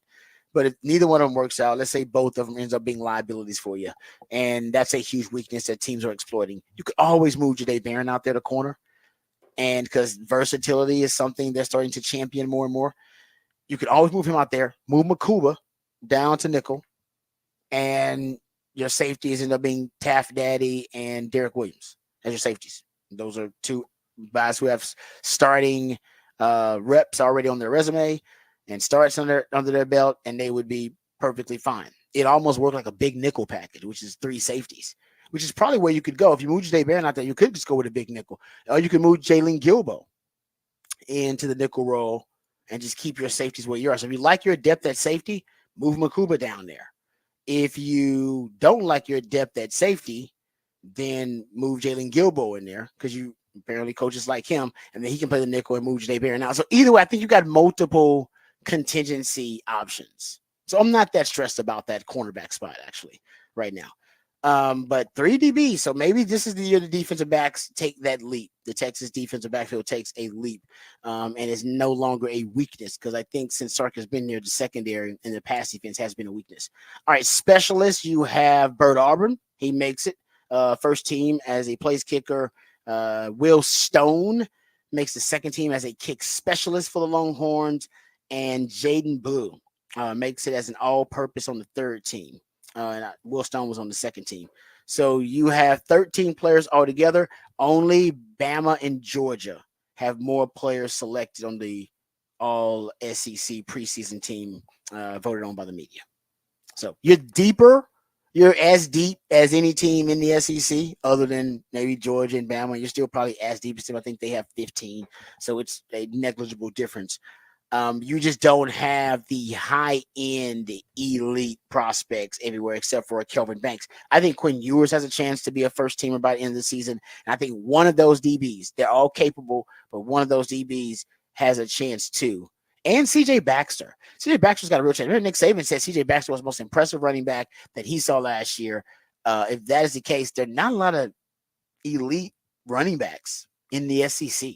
No, he's got a real shot. No, the ATN kid, now that he's at Georgia too, oh, yeah, they're right. hoping. That's a good one. Trevor Etienne, yeah. Yes, Travis's brother. You're right. He's got a shot. He's got a shot at it. Yeah. He's got a shot at it. Yeah, matter of fact, he's the pick. He's right now. He's right now the first. Yeah, first team. He is the guy. So you're right about that. But there's Jarquez Hunter, I believe, at Auburn. Yeah, is the other running back here. So and maybe Isaiah Bond, but we'll see. Yeah, we'll see if Isaiah Bond ends up. He's got another shot too. So Texas got a few guys. No, I'm curious to see if there's a different Texas wide receiver that jumps onto one of these lists. Oh, man. Maybe not first team, but second team, third team. That you figure that in the history of Sark, he's normally had 2 guys that can go. Mm-hmm. So if you say he's got another guy, whether it's Silas Bolden or whether it becomes Ryan Wingo or whether it's Jonte Cook, who's that second guy that starts to crack it this year and then at the postseason poll is on one of the teams? That's a great question. If any of the receivers were going to make it onto the all SEC team, other than Bond, who is it? Honestly, crazy part about it right now, I would lean Cook or Wingo. I know it sounds crazy, but the more and more I keep hearing about Wingo, even after this, he's going to play. It just depends on how fast he can pick up the offense. Yeah. If his rate of development. But we know Sark, if you're good enough, you're old enough. He's played true freshman on offense, like day one. Kelvin Banks, Xavier Worthy. If you're a prodigy, he's not like Tom Herman. Remember, Tom Herman had Bijan Robinson as a prodigy, and we're like, he's a prodigy, play him. He's like, nah, he needs to watch and observe. You know, he needs to develop some of his fundamentals better. And we're like, he's a prodigy. Just put him on the field. Prodigies are just like they are in school. You don't leave a prodigy, somebody who's reading at a 5th grade level in 2nd grade. You don't leave them there. You move them up to challenge them and also make so that their classmates won't feel stupid. Yeah. So everybody's on the same level. All right. And that's Bijan Robinson was making some people look stupid and ultimately made Tom Herman look stupid. He should have been playing as a freshman, period. He was that good. Some guys, they don't need to, cultivate their craft. They don't need to build good fundamentals and technique. Nope, they're a prodigy. Put them out there. They'll figure it out. They're that good. We'll teach it to them on the fly, but they're good enough that they'll figure it out. And I think Ryan Wingo might be that guy. Physically, in terms of physical talent, he's your most physically gifted wide receiver. He is. Yeah. He's the only one that's got all the tools. And he's, I think, your biggest one that's going to play. The rest of them are really small. So I think other than Isaiah Bond, I would go Cook right now. And I know they like Golden. They love Golden. They like Golden too, but I think They Golden. love Golden. Yeah, but I could see Golden fall into that Jay Witt role. That's what I'm saying. They like him, but I don't think he's going to be there. They love Jay Witt. Great point. No, and exactly right. Golden may play more than any of the wide receivers. Yes. He might, just like Jay Witt did. Exactly. Jay Witt played as much, if not more than any of the wide receivers, because he was in there blocking all the time. Yes, so he can do played everything. a lot, but he didn't get a lot of targets. Yes. As many That'd be targets. the question. Exactly. So I think that's why great point. They like Golden like they like Jay Witt. So he may be the guy that plays. Doesn't necessarily mean he's going to be making a lot of plays. No, and then you think Bolden could be used on special teams as well, and could be one of the specialist categories by the end of the season. If you say Bolden starts returning punts or kicks and gets a couple touchdowns, then all of a sudden he's now put into that specialist category.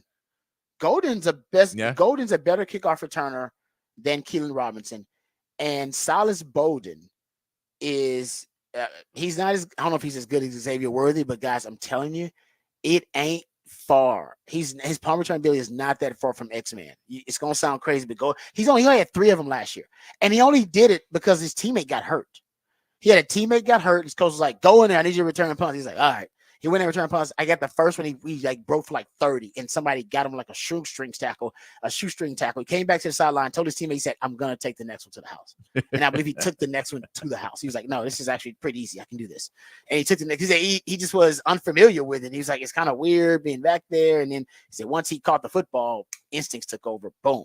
So he's gonna be our electric punt returner for Texas. So you're right. Maybe those guys make it as returners, and maybe Cook makes it as the other wide receiver. Then we forget about Wingo and DeAndre Moore, and man, they're loaded. Talk about first world problems. Sark said they will expand the rotation at wide receiver. I don't think he's got a choice. I think right now that's something you gotta do because that group is really, really deep. All right, good stuff there. Oh, media poll. Sorry about that. I want to give you a media poll real quick. The media poll for the SEC. SEC media poll came out for the predicted order of finish in the SEC. Georgia, 165 first place votes. They're number 1. Number 2 is Texas, 27 first place votes. Number 3, they got Alabama, 12 first place votes. 4, Ole Miss with 4 first place votes. LSU at number 2 with number 5 with 2 first place votes. Missouri at number 6. Then Tennessee at 7. Oklahoma 8. A&M 9. Auburn 10, Kentucky 11, Florida 12, South Carolina 13, Arkansas 14, Mississippi State 15, and Vanderbilt 16 with 2 first place votes. Somebody's got a really good sense of humor when they're voting on these things, because South Carolina and Vandy got first place votes, but Oklahoma didn't get any, Kentucky didn't get any, Auburn didn't get any, A&M didn't get any, Tennessee didn't get any, Missouri didn't get any. Somebody's like joking around with this stuff. Anyway, I think the good news is Texas, if you go look at the bottom half of these predicted rankings here by the SEC media, Texas plays 6 of the 8 in the bottom half of the predicted finish. They play Vandy, they play Mississippi State, they play Arkansas. That's the bottom 3. They play Florida. That's 5th worst predicted finish, and they play Kentucky. Oh, and they play A&M. So they play 6 of the 8. If you go look at the top 8 in predicted order to finish in the SEC upcoming season, Texas plays 2 of the top 8. They play Georgia and they play Oklahoma. Damn. That's favorable. That's why Longhorn fans won't accept anything other than at least an appearance in the SEC title game. That's a pretty damn favorable schedule. All right, we come back. We got off the record on the other side right here on the Rodcast featuring Patrick Davis. I'm Lifetime Longhorn. Rod Babers coming back on the horn.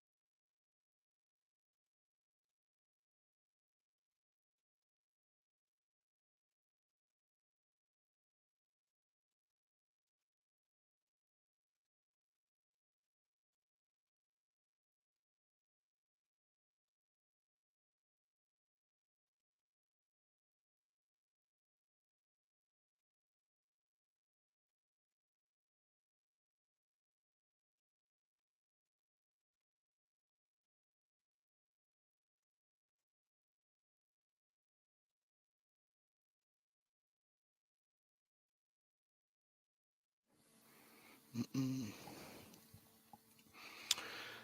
All right. Welcome back to the Rodcast. Over the weekend, of course, there was some big news, international news. We don't talk a lot of politics on the show. We try to stick to sports most of the time. But President Biden did announce, or at least I think he put out a statement revealing that he was stepping down and he would not pursue re-election. So that happened over the weekend. So there is a butterfly effect, domino effect to the sports world. So Bet Online, now they have the Democratic vice presidential nominee odds for different potential candidates. And so, of course, you have politicians at the top of this list. Josh Shapiro, 7-4 odds. Roy Cooper, 3-1.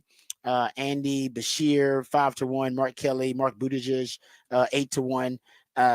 Gretchen Whitmer, 16-1. Michelle Obama, 20-1. Gavin Newsom, 28-1. Hillary Clinton, 50-1. How about this though? Right underneath George Clooney, 100-1 odds to be the vice presidential nominee on the Democratic ticket. Nick Saban. Nick Saban with the same odds as Oprah Winfrey to be the Democratic vice presidential nominee on the new ticket. 250-1. Good value. Him and Oprah, they got same odds to be the next vice president. Something tells me that's like betting on Bronny for rookie of the year. Dude, I bet it'll be a popular bet. Some people just like to bet to have fun. They know. Yeah, I like to bet to have fun, but that's like buying a lottery ticket and then ripping it up. Yeah, like I just wanted to spend money. Just want to throw money away. Hey, people make it rain in the strip club. Okay. All right. That doesn't make a lot of sense either, does it? Been broke for too long. But it's fun. Been broke for too long. Though. It is fun. Have you ever made a rain in the strip club? It's really fun, but you get no return on investment. It is a waste of money, but some people like to do it because it's fun. Same thing with betting money on Nick Saban to be vice president. This is no return on investment. But it's fun. No, I'm the level of frugal that when I'm ordering pizza, I'm like, I prefer thin crust, but it's not as much food. Same cost. I gotta go thick crust solely for food properties. I can justify the cost in my mind to get basically half a pizza for the same cost. That's so you prefer Chicago or Detroit over New York style just because you get more bread? No, but basically if it's the same cost, I want the most I can get for that cost is what I'm going for. No, it's not bad. I appreciate that. That's frugality, getting the most bang for your buck. But that betting on Nick Saban to be vice president would not be very frugal. No, it would be. It's fun. It would be fun to watch people in Alabama have to make that decision. Oh, no brainer. They would definitely support that ticket. If you want to carry that state, you put Nick Saban on your ticket. I don't know. Carry that damn state. I don't know if you need Alabama to win the election. I don't know if it's one of those kind of swing states, but you carry Alabama. That's for damn sure. If you brought Nick Saban on there, that is wild. Yeah, George Clooney, Nick Saban, Oprah. George Clooney's got 100-1 odds. Yeah, George Clooney apparently. Yeah, that was like some. He's been in the political sphere for a while in the realm, and he had I think an editorial in the New York Times talking about Biden not too long ago or something like that. So that's probably why he's mentioned there. And people have been trying to get Oprah to get into politics forever. She's got a lot of money, and now that Trump's opened the door. I mean, President Trump is the first true celebrity president that we've had. Usually, presidents would have military experience or political experience of some kind, and Trump had neither. President Trump was just going off him being popular and him being a recognizable brand. And now, unfortunately for us, because I think now you'll get other celebrities who are going to try to do it too, who can't do it like President Trump did because they're not President Trump. I think you'll get more celebrities trying it. Yeah, they'll think their brain's big enough. Some people think Oprah's brain's big enough. I don't know. Maybe it is. George Clooney, maybe he's good looking. It's not. We've gotten away from our good looking president. It's not the brand. It's having to have the lack of shame to not care when your demons come out. and all the skeletons in your closet. That's the real part that I think most celebrities don't have. Most celebrities would not be okay with. Well, no, that's no. I think it's the key to a celebrity. The key is, think about it. If you're a politician, they're not gonna go off the rails like he does, like Trump does, Yeah. because they're too old school and they're too ingrained in the old civility of politics. And if you're from the military background, usually you got too much honor, Yeah. honor and like dignity and decency, and we totally get it because that's the best of us. God bless y'all. All right, Trump he's a reality TV star. He's not just that, but he was one. In addition to being a businessman, so he's like, no, man, dude. All we know this about politics, right? And now, especially elections, it's just storytelling. Whoever tells the best story is gonna win, and you can't beat surviving an assassination attempt and standing up with your fist in the air. You ain't gonna beat that story. And the Democrats just was like, dude, we gotta drop nobody. Nobody's gonna beat that story, right? We gotta find somebody that can beat that story. That's a great story. No matter you like him or not, it's storytelling, guys. That's all a campaign strategist is doing. He's telling the story and seeing if y'all gonna buy the story. Because ain't no truth to it. None of it. None of them on either side. They all telling, it's all fiction, right? And they all trying to tell a better story than the other. That's why they all lie all the time, because they're all just trying to tell a better story. And then when you guys feel a certain way about what they're saying, then they'll change it up and say something different. That's what they do. They all do it, by the way, unfortunately. Sorry, I'm going off on a rant. All right, let's get to the break here. We'll come back. We'll get into some NFL news, notes, and nuggets on the other side. We'll talk about the Texans. There's a change on defense coming for the Texans. Also, Bobby Slowick tells you about that sophomore slump that people are projecting for CJ Stroud and why that's not going to happen. We'll also dive into the Dallas Cowboys. They're going to prioritize CeeDee Lamb's contract over Dak, and we'll tell you why. All of that and more right here on the Rodcast featuring Patrick Davis. I'm Lifetime Low, and Rod Bever's coming back on the horn.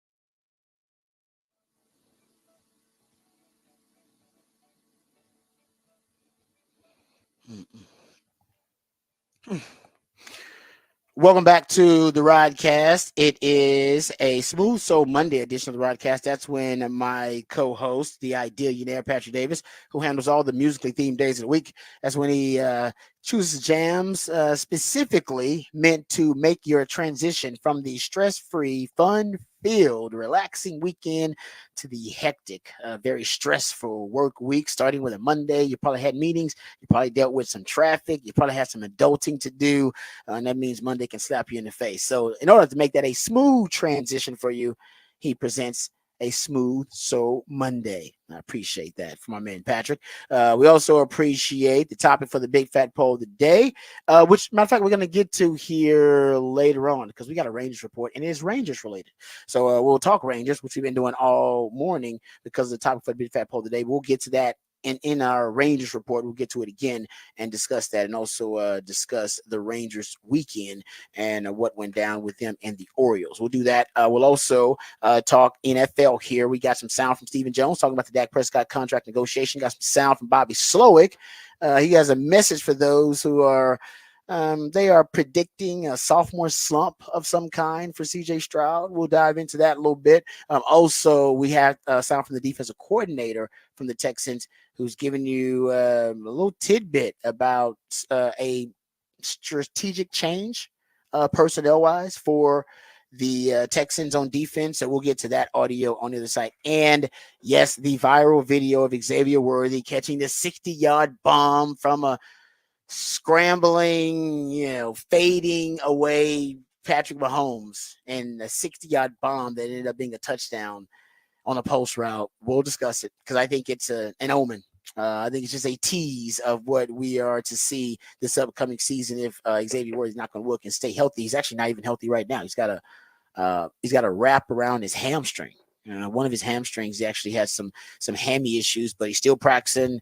He had another injury actually unrelated to the hamstring earlier this offseason too. So he's been a little bit banged up, but man, out there putting on the show. So we'll talk about that, what it means for the rest of the league, that now Patrick Mahomes finally has a deep threat again. Always we'll dive into that. But first, let's get updated, educated, and informed on all the top stories of the day with Patrick Davis and the Horn Headlines.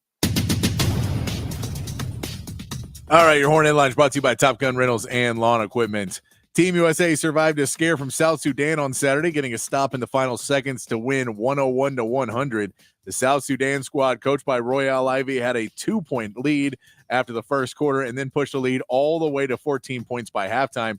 Team USA came out with more energy in the third quarter, starting their bench, and with a 16-0 run in the third quarter, built a 5-point lead. South Sudan fought back and took the lead before LeBron James was able to hit a layup with 8 seconds left to regain the lead for USA. Team USA plays Germany today in London in their final warm-up before the Olympics. In the MLB, the Astros won their series with the Mariners 2-1 and took the lead in the AL West.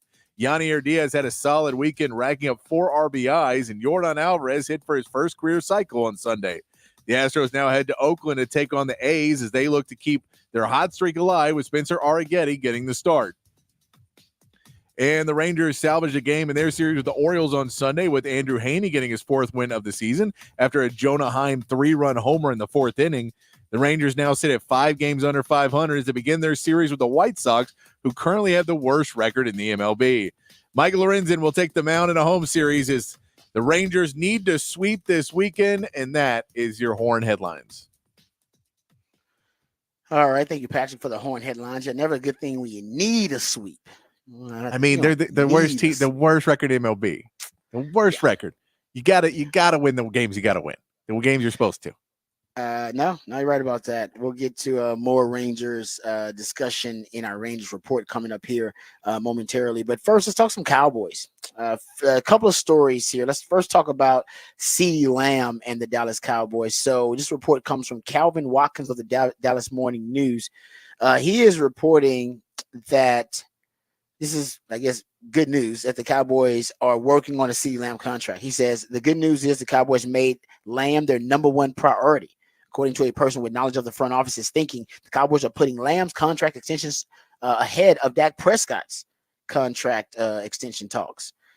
Prescott is expected to be on the field next Thursday for the start of training camp. and CeeDee Lamb, at least based on some of the reports, it is unknown whether he is going to show up at training camp or not without a new contract extension. It says here he added a final decision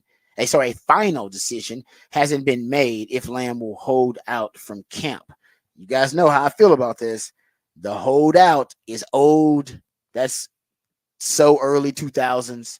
The hold in is all the rave now. The difference is hold out. You don't show up at the facilities at all.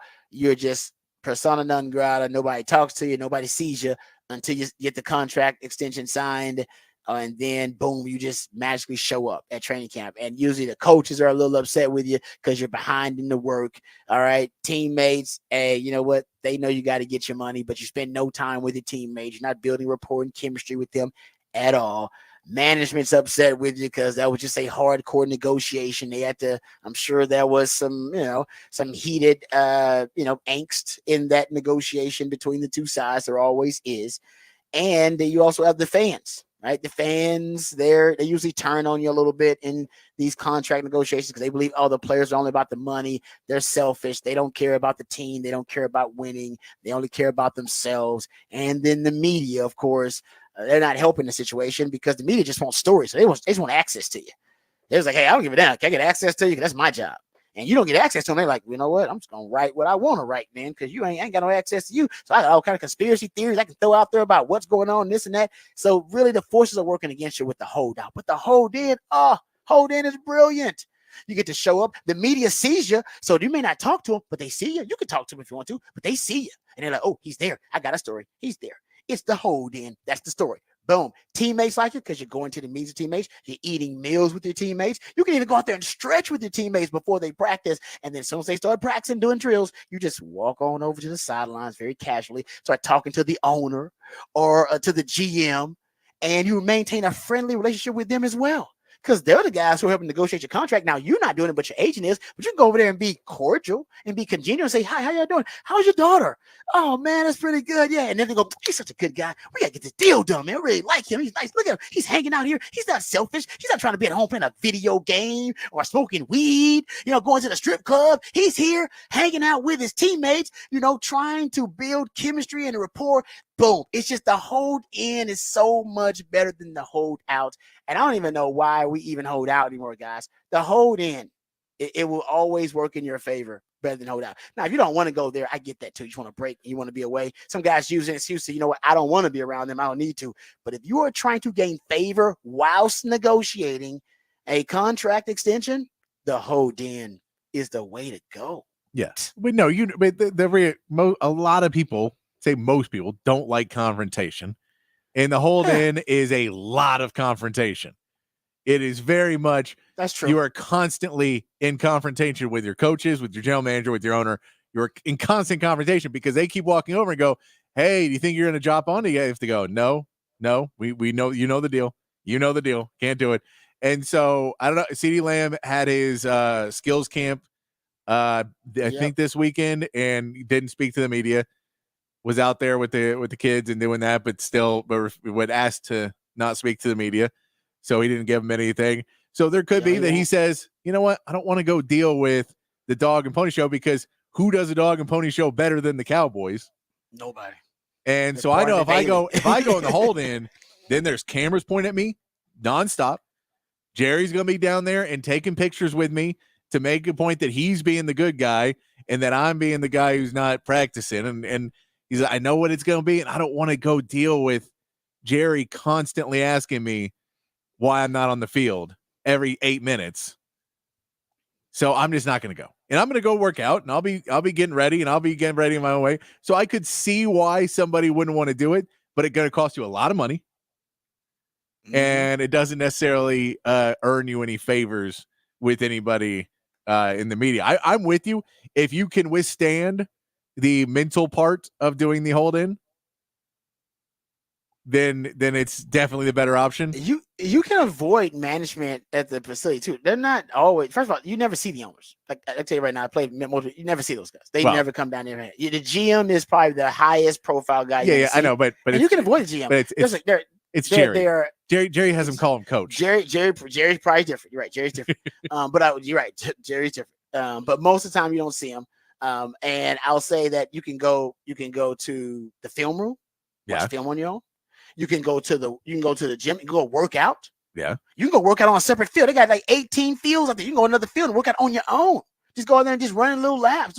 You can avoid that. You can avoid the confrontation. Yeah. You don't have to. If you want that, you can have it, but you don't have to have the confrontation. You can be there and not see anybody and have the report be, he was there. He was there. He just didn't work out. Yeah. He was there. He didn't practice, but he was there.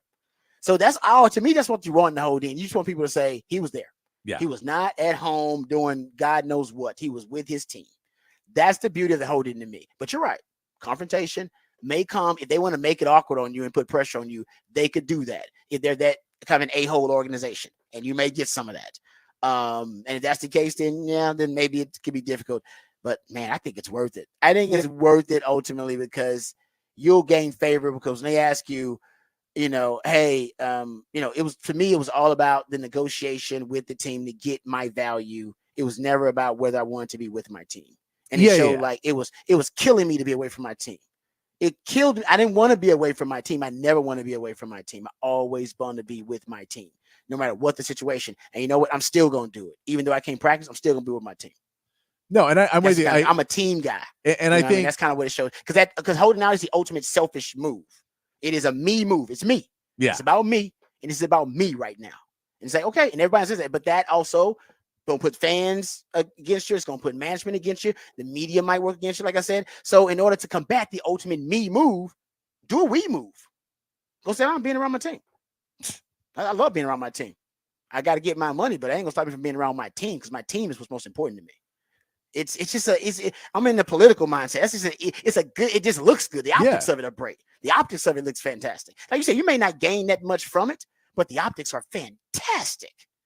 They really are. Yeah. And I mean, like your owner can't even say yourself. It's like, you can't even say, I'm with my team right now. I don't have to be here. And it is the big point too of like, even if you're doing the holdout, you want to be in the gym, you want to be doing your workouts by yourself, but you also want to keep up, conversations with your coaches.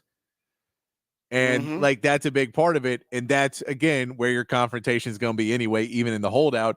That was the thing in the camps for the Jets, that Aaron Rodgers at least told them what he was going to do. Yeah, and so they said, look, he told us what was up. He's going to go do Aaron Rodgers things. But then it was Hassan Reddick was the other one. The other one. And then he apparently wasn't keeping up and then was posting pictures of himself in like Japan or something like that. He was in Japan. And he was posting those pictures and they're like, we don't even know what this guy's doing. And he said, he's holding out for something, but we don't even know what he's doing. He's not talking to us. So we don't like that. We're very much against this guy doing that because he's holding out for a contract and he's not talking to us. And the other guy is talking to us and letting us know. So we're okay. We're more okay with one. Neither one's excused, but we're way more okay with one than the other. No, you're right. But that's why the Jets are they're so dysfunctional. When your starting quarterback tells you that he's taking a trip, that he's not going to change it, why don't you just move training? Why don't you just move that OTA? I get that. Why don't you just move it to like, okay, Aaron, give us a calendar right now when you're going to be available. Because you're already kowtowing everything he wants to do. Say, give us the time you'll be available and we'll make OTAs, mandatory OTAs during that week. Yeah. So, because it turns out he did tell him. And it's like, why didn't y'all just move OTAs? And y'all are so stupid. So now you didn't get the work in with your quarterback like you needed to and made a way bigger story than you needed to and threw your quarterback under the bus. It's like you could have avoided all of that if you could have just said, nah, we'll just move training camp. We'll just not training camp, but move that OTA to, something different, to another week. God, come on. Seriously, Jets? The Jets. All right, let's get to let's hear from Stephen Jones. Okay, we from Stephen Jones talking about the Dak Prescott negotiation. So he was on with Chase Daniel on the an Athletic, I believe, podcast, and Stephen Jones came on and they asked him about, hey, how's this Dak Prescott contract negotiation going? Here's what Stephen Jones had to say.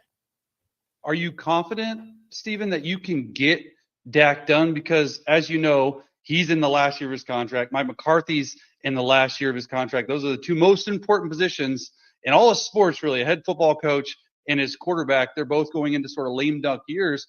And what happens if you can't get Dak done? Is there a deadline? Is he going to set it? Do you guys have a deadline to be set? Well, the answer to that question is we are optimistic that we can get these guys done. I know Dak, our goal is to get him done. He knows that. We're having conversations and, with his agent, with Dak personally, both Jerry and myself. And he knows our goal is to keep him here. He also understands the challenges. And, you see, what happens to teams when you do have these high-priced quarterbacks. At some point, it's a challenge to keep everybody. Obviously, the Chiefs are an example of that, but they were able to, survive not keeping Tyreek Hill and, some other top players. I think they let, one of the top corners in the league go this year, after this season. So, you have to make some tough choices along the way, but we're optimistic that we can do that. And we'll continue to grind away on that. I know, between fans and media, that's your job, is to ask when and can you and what happens if you don't. But our eyes on the ball, and in terms of getting these things done, and we're not thinking about what happens if you don't. We're trying to get the job done. All right. It sounds like they're optimistic they're going to get these deals done with CD, especially since they're prioritizing him now. That deal is going to make him second highest paid receiver in the history of the game. The Dak deal, I think they're going to also get it done here close to training camp. And it's just going to be it's going to be a monster deal. I mean, he's going to get a $60 million a year deal. The Cowboys have restructured Prescott basically to the extent and over leveraged themselves to the extent that he will count $40 million against the 2025 cap, even if he plays for another team. He's gonna count $40 million in dead cap, even if he goes elsewhere. And it's like, dude, you might as well just sign him. I mean, and if they sign him before the deal expires, if he resigns to an extension, $26.1 million on top of whatever the new cap dollars are, that's what he'll count against the cap. So it just makes basic sense for them, because on top of that, they would have to go get another quarterback. So via the draft, that's where you're going to get one. You got to spend draft capital. If you want to talk, some people look at salary capital and draft capital as just kind of basically period, just like that's your capital period that you use, and you can use them just in different ways. And that'd be a lot to spend on the quarterback position in dead money, what you got working on with Trey Lance. Then in draft capital, what you'd be giving up, that's just a lot. It just makes sense to sign Dak, which I think they'll do. They'll get the Dak deal done. Say it 5 times fast. They'll get the Dak deal done. And I think the only reason they're prioritizing CD is because CD is reportedly threatening a holdout. I don't know if he's directly threatening it, but that is the belief, is that he'll hold out. So that's why they'll get the Dak deal done. And I feel more optimistic now, more than ever, they'll get the deal done. Remember when Zeke and Zach Martin both held out into training camp, those deals got done. So CeeDee Lamb, if he does hold out, it'll get done. Even if he doesn't hold out or he holds in, it'll still get done for the Dak and the CD deal. So Cowboys fans should feel good about that. Texans fans, you should feel good, because the Texans right now are one of the more popular picks in the AFC. A lot of people are jumping on that Texans bandwagon, mostly because of CJ Stroud and what he's proven. There's a belief, though, that CJ Stroud may hit a sophomore slump. And basically the thoughts, but at least the logic behind a sophomore slump is the league gets film on you. They take the entire offseason to dive into your film. They find your strengths and your weaknesses, your tendencies, your patterns, and they just pick it apart. And then they come up with a blueprint to put a ceiling on you and basically constantly take away your strengths and exploit your weaknesses. And unless you can evolve as a player, you're going to get stuck. And then that sophomore slump could turn into, and usually the sophomore slump for a good player, you had that 1 year where you're acclimating to the league, adjusting to you, and then you evolve the next offseason. That's why they say it's a sophomore slump, but usually the third year, if you're a high-level quarterback, you figure it out. I don't think there'll be a sophomore slump with CJ Stroud. I don't think there will be, for different reasons. And I've given you some of those, and I'll give you those again. But first, I wanted you to hear Bobby Slowick, the offensive coordinator for the Texans. And this is a very interesting little tidbit. And you guys have heard me talk about the Belichickian theory and how I'm such a big fan of having coaches with experience and expertise and knowledge in more than just one phase of the game. I think it gives you a bit more expansive knowledge to come up with more effective game plans, or how to build and construct a roster, or to build a program or an organization, top down, bottom up. Well, here is Bobby Slowick, who also was a part of that Belichickian criteria. He once was a defensive analyst when he first started his coaching career with Washington and with the 49ers. Actually, when he first started out with I believe the Shanahans, he was into that, and he also was a Pro Football Focus guy. Actually, for a while, he was a member of the Pro Football Focus staff. But I digress. He was asked about the sophomore slump, and he's a data guy, so I'm sure he understands at least the logic behind it. Here's what he had to say about why he doesn't think CJ Stroud is going to be in a sophomore slump. As a matter of fact, CJ Stroud might be elevating his game because of some of the different methods the Texans are using in their development. Yeah, we're always talking about. It kind of goes back to owning, commanding, and operating. We really embrace in that room specifically not just understanding the offense, but understanding defense. We talk about it a lot. What's the defense do? How do they play quarters? Talk about specific techniques. And then what's our defense do? How's another team play that quarters? And then he spends time with Burke.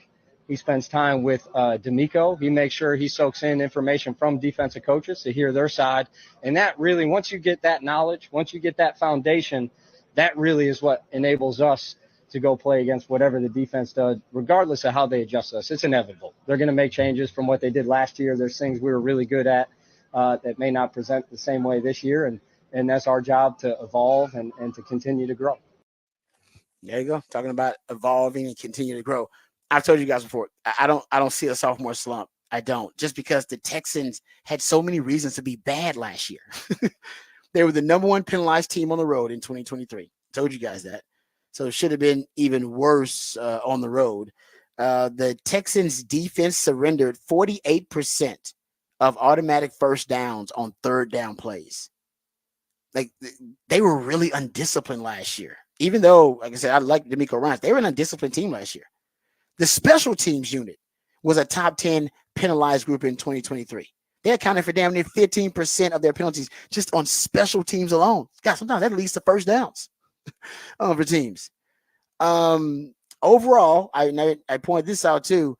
If you go look at Tank Dell and Nico Collins, who both were exceptional last year, they weren't on the field together that much. They were on the field for less than 35% of their snaps last season because of the injury to Tank Dell, and also because they used a lot of 21 personnel, which is 2 wide receivers. They didn't play a lot of 3 wide receiver sets. They will this year. But Nico Collins, great year last year, second in the league behind Tyreek Hill in yards per route run. He had basically a top 10 kind of receiver year. I think he's going to pick up where he left off, especially because now you bring in Stephon Diggs, and now you're going to bring in, you have a healthy Tank Dell, who was great last year.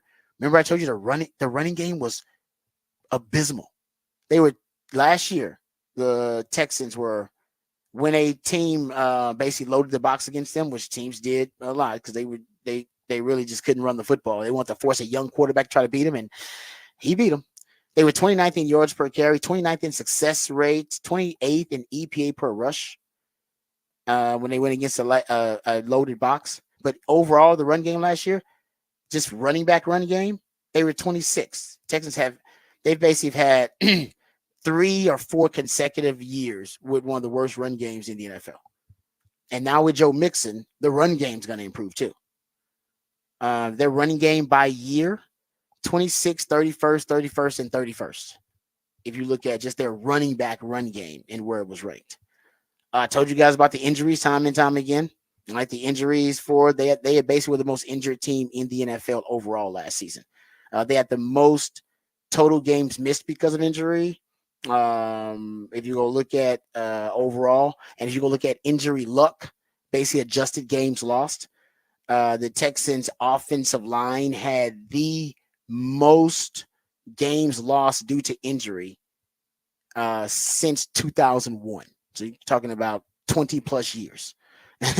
That's when they started keeping up with it. So we could go back further than that. And they had a lot of injuries on offense as well, just overall.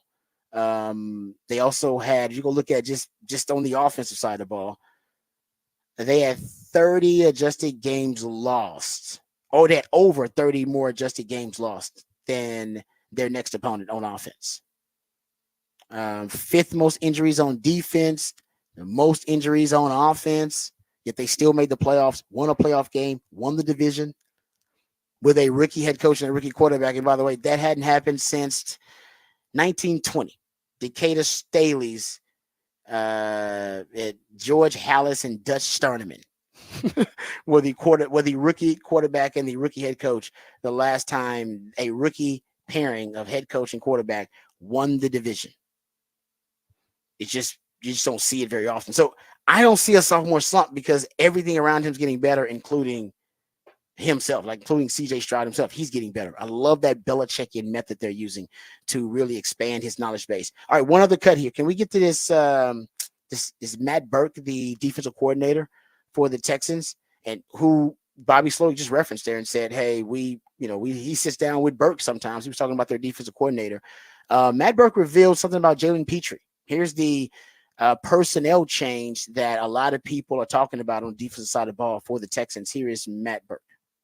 Yeah, we're moving all those guys around. Again, I think we've said this from when we got here. The more versatile you can be, the better it helps us, from disguises, from getting the right people on the field, from different packages. So I would just say this: there's a lot of guys we're trying to cross train, and again, it's similar to the other questions we've had. Like, we're trying to put guys in positions and see what's the best place for them to be successful for themselves and for this team and to make plays. So there's a lot of guys, Jalen's one of them, that we're trying to bounce around and sort of see. Again, we have added depth in a lot of places. So how do we utilize that depth? How do we get the best players on the field in the best positions? And he's part of that process for sure. He's had a great start to camp, man. He's in a really good spot for us for sure. The Jalen he's referring to is Jalen Petrie. Out of Baylor. Remember, Jalen Petrie was playing safety for the Texans. I thought he was a damn good safety, but they're going to move him. Well, at least he's starting out camp at nickel, and I think they're just cross-training guys, so he'll probably end up playing both. Remember, you see that's becoming more and more of a thing. I wonder, somebody's been saying that positionless football is the future of football, and versatility gives you more. Oh, yes, right. Me, I've been telling you that for years, and it's happening. Everybody's like, oh, move these guys around, versatility. Sark's saying it now. They're saying it. It's going to happen everywhere. Trust me. But Jalen Petrie, remember, he was at Baylor. He played nickel at Baylor, defensive player of the year in the Big 12, playing that nickel position. He got to the league. They moved into safety. Had a transition, much like a Quandre Diggs, who was good at both, could play nickel, but also play safety. And he was really good at safety, too. They believe because of his instincts, he's a better nickel than a safety. And instincts are key at the nickel position because everything happens really quickly. The closer you are to the ball in line of scrimmage, everything happens that much faster. So if you're at nickel, you really don't have time to process and think a play through. You do at safety. At safety, you got like an extra half a second or a second watching, and with the view you have, being able to watch the play actually develop and watch route combinations start to develop a little bit. You do not have that inside at nickel. Everything you're drinking through a fire hose, man. It's like it is like the multiverse in there. You can get blocked down by a wide receiver. That could be a lineman pulls out to come get you. You could be blitzing. You could be driving back in coverage. You could be playing man to man. You could be a force run defender. Anything happening. So you need instincts, guys who are not thinking. It is muscle memory. He's one of those guys. Quandre Diggs is one of those guys too. That's why I always say nickel is really important. Jadae Barron's one of those guys. Because it happens quickly, processes quickly, and he's fearless. And there's no hesitation in his game. That's what you need at nickel. Because if there's hesitation in your game, you're going to already be too late. It's happening too fast. You can have hesitation in your game a little bit at corner, a little bit more at safety. There can be no hesitation and no fear in your game at nickel. You must act quickly and you must move now. As soon as you see it, you have to go.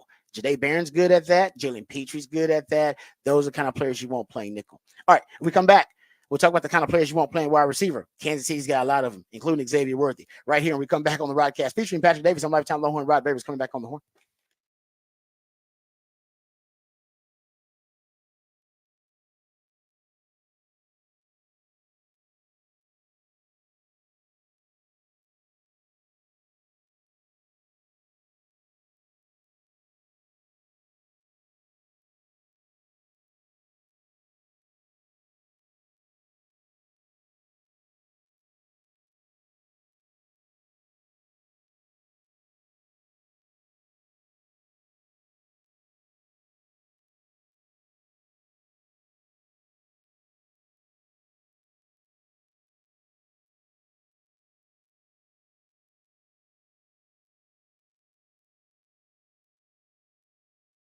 Hey, what's up, folks? Lifetime Longhorn Rod Baby Show. Let me tell you about Dr. Eckert and his all-star team. Anytime someone asks me if I know a good dentist, I tell them, no, I don't know a good dentist. I know a great dentist. I know the best dentist in Austin. It's Dr. Greg Eckert and his wonderful team. And right now, he can give you a brand new smile in just one day. Permanently secured to your dental implants. No time spent without teeth. You'll get temporary fixtures first so they complete your permanent smile. You'll smile again with confidence and eat freely without pain or discomfort. So if you've been told your teeth need to be replaced, just call Dr. U today to learn about this revolutionary alternative to dentures. It's a brand new smile in just one day, a complimentary consultation. So you got nothing to lose, but you have so much to gain, because a confident smile can truly change your life. And Dr. Eckert wants to change your life for the better, like he's changed my life for the better. I went there initially for a routine cleaning and a checkup. They during that checkup found that my wisdom teeth were growing in sideways, had to have all of them removed. Oh, trust me, I thought it would be a stressful, painful procedure. It wasn't. Had it done, I was back at work within a couple of days, and now my dental health and dental hygiene have never been better thanks to Dr. Greg Eckert. So whether it's something serious or whether it's something minor or routine, Dr. Eckert is the place for you. So give him a call, 512-345-3166. That's 512-345-3166, or visit dreckert.com, DRUECKERT.com.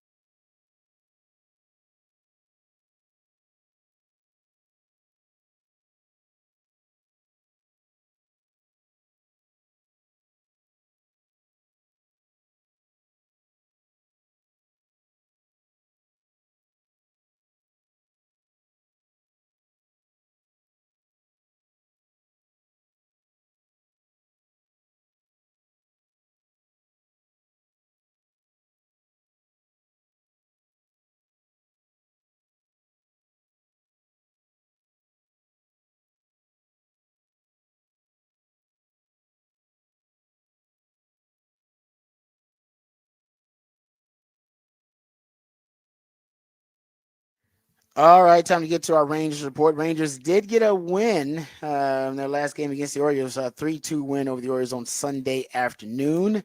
Got to give props to Andrew Heaney. Great performance by him. Tossed 5 scoreless innings, limiting Baltimore's, which is one of the best offenses in Major League Baseball.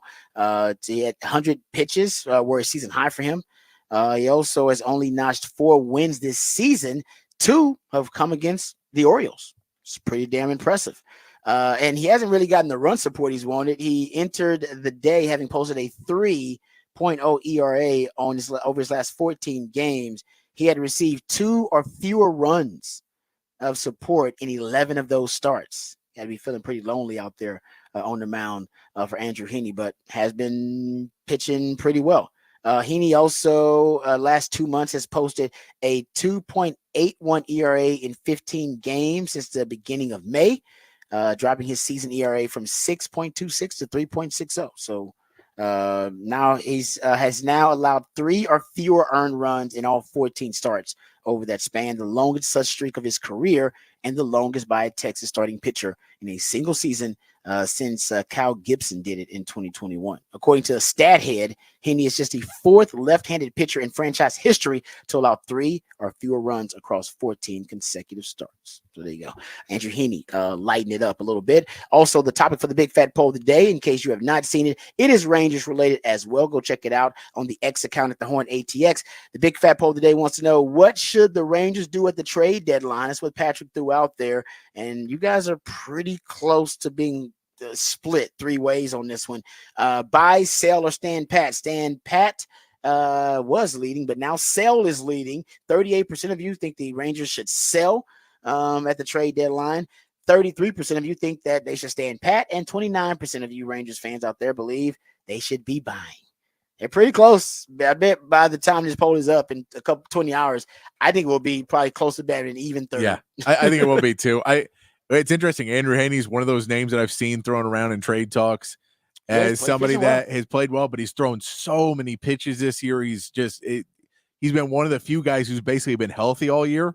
Yeah. So he's got a lot of innings pitched, but they feel, okay, maybe you can put him into a rotation somewhere where he has a little bit more help and his numbers aren't necessarily conducive to what he could do on a different team. He's somebody that's name's been out there. Marcus Simeon's name's been out there. And then Kirby Yates is probably the most common one because he's old. He's 37.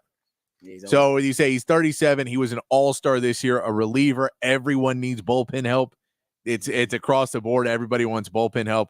So that's one that his name has come up a lot, that if you don't feel you're necessarily, if you're not feeling you're going to make the playoffs, and you could trade a reliever that probably won't be there in a year or two and get something. I'm not saying trade Eovaldi, not saying trade him, but some of your other guys that are getting a little bit up there and you may not have, may not re-sign, may not keep on an next contract.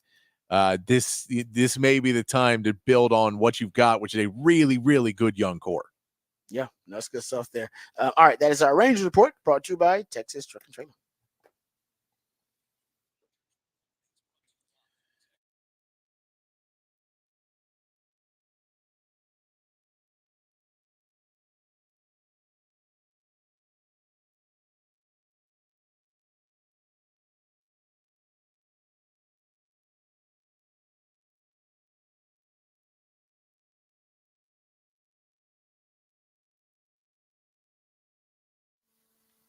All right, welcome back to the show. Time to get into Rod's rant today. I want to talk about Xavier Worthy and Patrick Mahomes. Now, we thought this would be the case, but now we're starting to get sneak peeks out of training camp.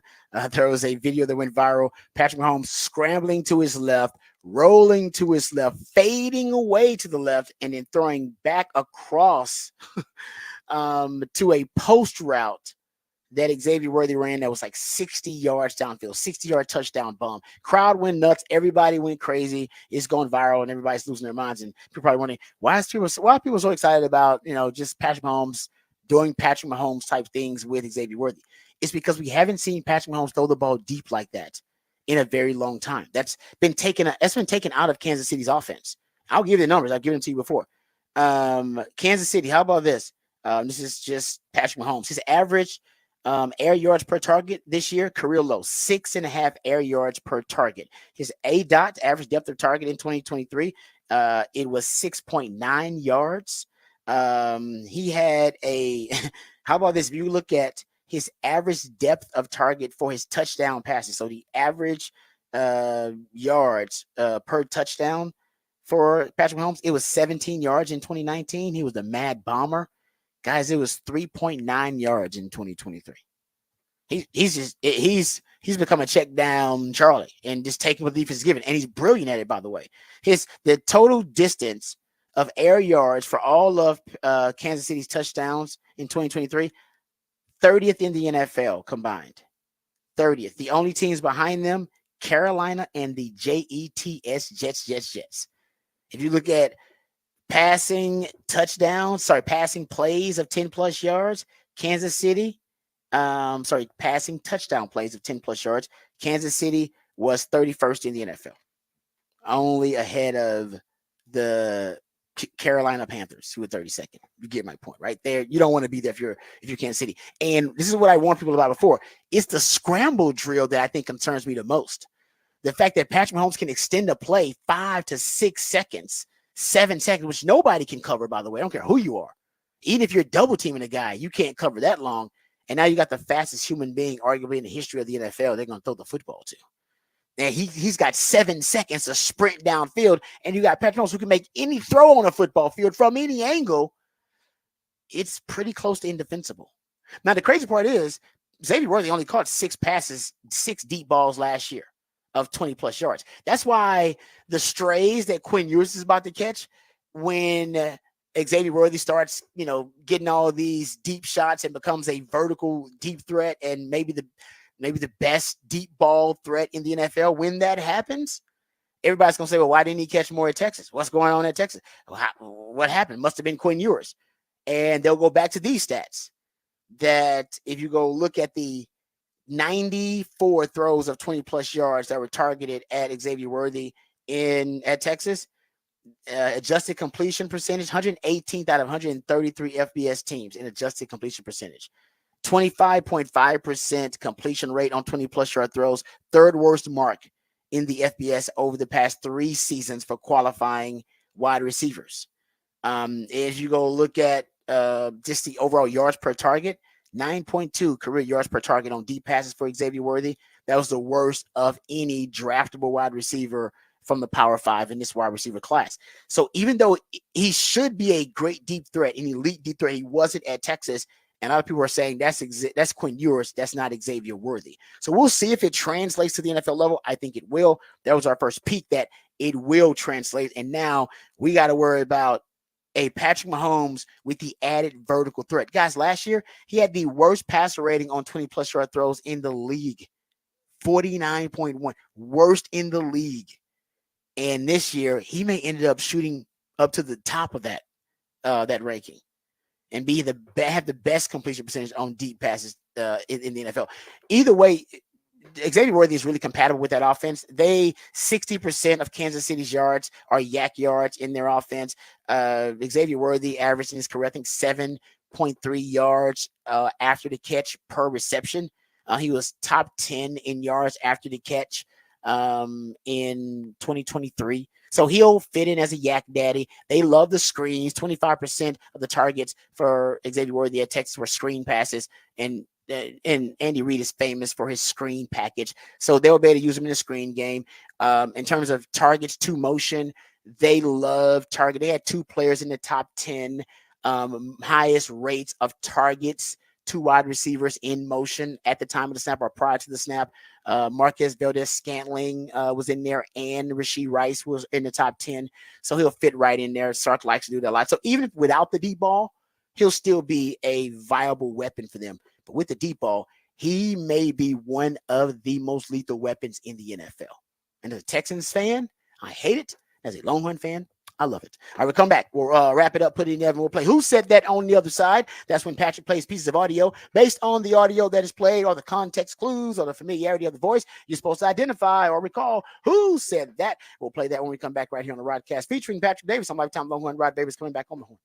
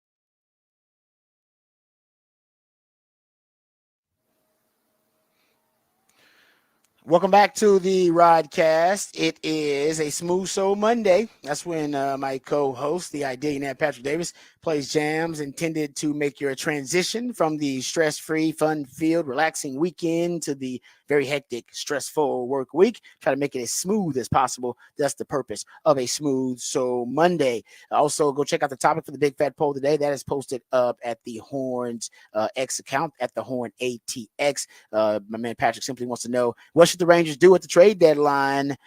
Buy, sell, or stand pat? You can go vote on that poll over at the Horn ATX. But right now, it is time for Who Said That? That's when Patrick plays pieces of audio from the sports world, sometimes beyond the sports world, and based on the context clues or based on the familiarity of the voice or just kind of based on just recall. Hopefully, you can identify and recall who said that.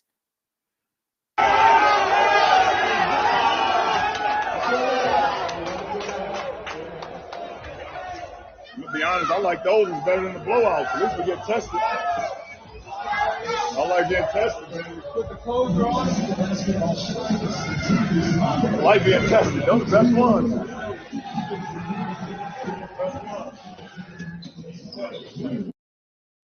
Oh, yeah, that's King James, LeBron James, who will be actually voted on by his peers. He will be the flag bearer for the USA team at the opening ceremonies of the Olympics on Friday. And that was LeBron James saying he likes to be tested when South Sudan damn near pulled off the upset. So he likes that. He did. I mean, say he did show up. He's the reason they won. Even the players will admit that. So LeBron James, yeah, he's shown some leadership. I see him like leading the huddles and giving the pep talks and stuff. So it's his team, and he knows this is your legacy, dog. Hey, LeBron, if this team loses, your legacy gonna take a hit. Yeah, It's a huge one. He know that.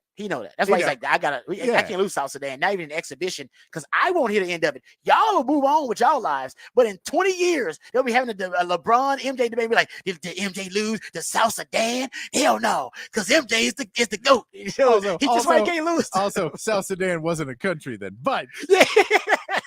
Nobody cares about that. That's semantics. All right. That's semantics. There was but you're right though. But LeBron will never hit the end of it. So he knows that's why he's invested. Because if his team loses in these Olympics, oh man, his leg. I think LeBron's legacy will take the hit, and nobody else will have to deal with the hit. Only his legacy. No, I mean, because that's the deal, is because people already hate everybody else. So it's fine. So they'll I don't know if they'll put it on everybody else. But yeah, I'm with you. No. This is a big one for LeBron, and he understands that. And it's more now, can you get some of these younger guys to really want it bad enough? And is it going to take getting the Olympics for guys like Tatum and Booker to understand the importance of what they need to do and go out there and play at a high level? Yeah, seriously, I remember some guys talking about, having those Olympic experiences with Kobe. Yeah. And how it changed him as a player. It was like, damn, I didn't realize guys work like that. Some great stories about that. Yeah. Yeah. And I wonder if some of these young guys will see LeBron as like, oh, I didn't realize that's what it takes for greatness. I got to pick my game up. All right. Great stuff. My man Patrick always has got his game at the top level. So I'm going to thank him for everything he does. Thank you guys out there for listening. Remember, the revolution will not be televised. Talk about it right here on the Rodcast. We love you guys. We mean that. Take care of yourselves, but more importantly, take care of each other. Until tomorrow, same time, same place. Hook 'em and peace.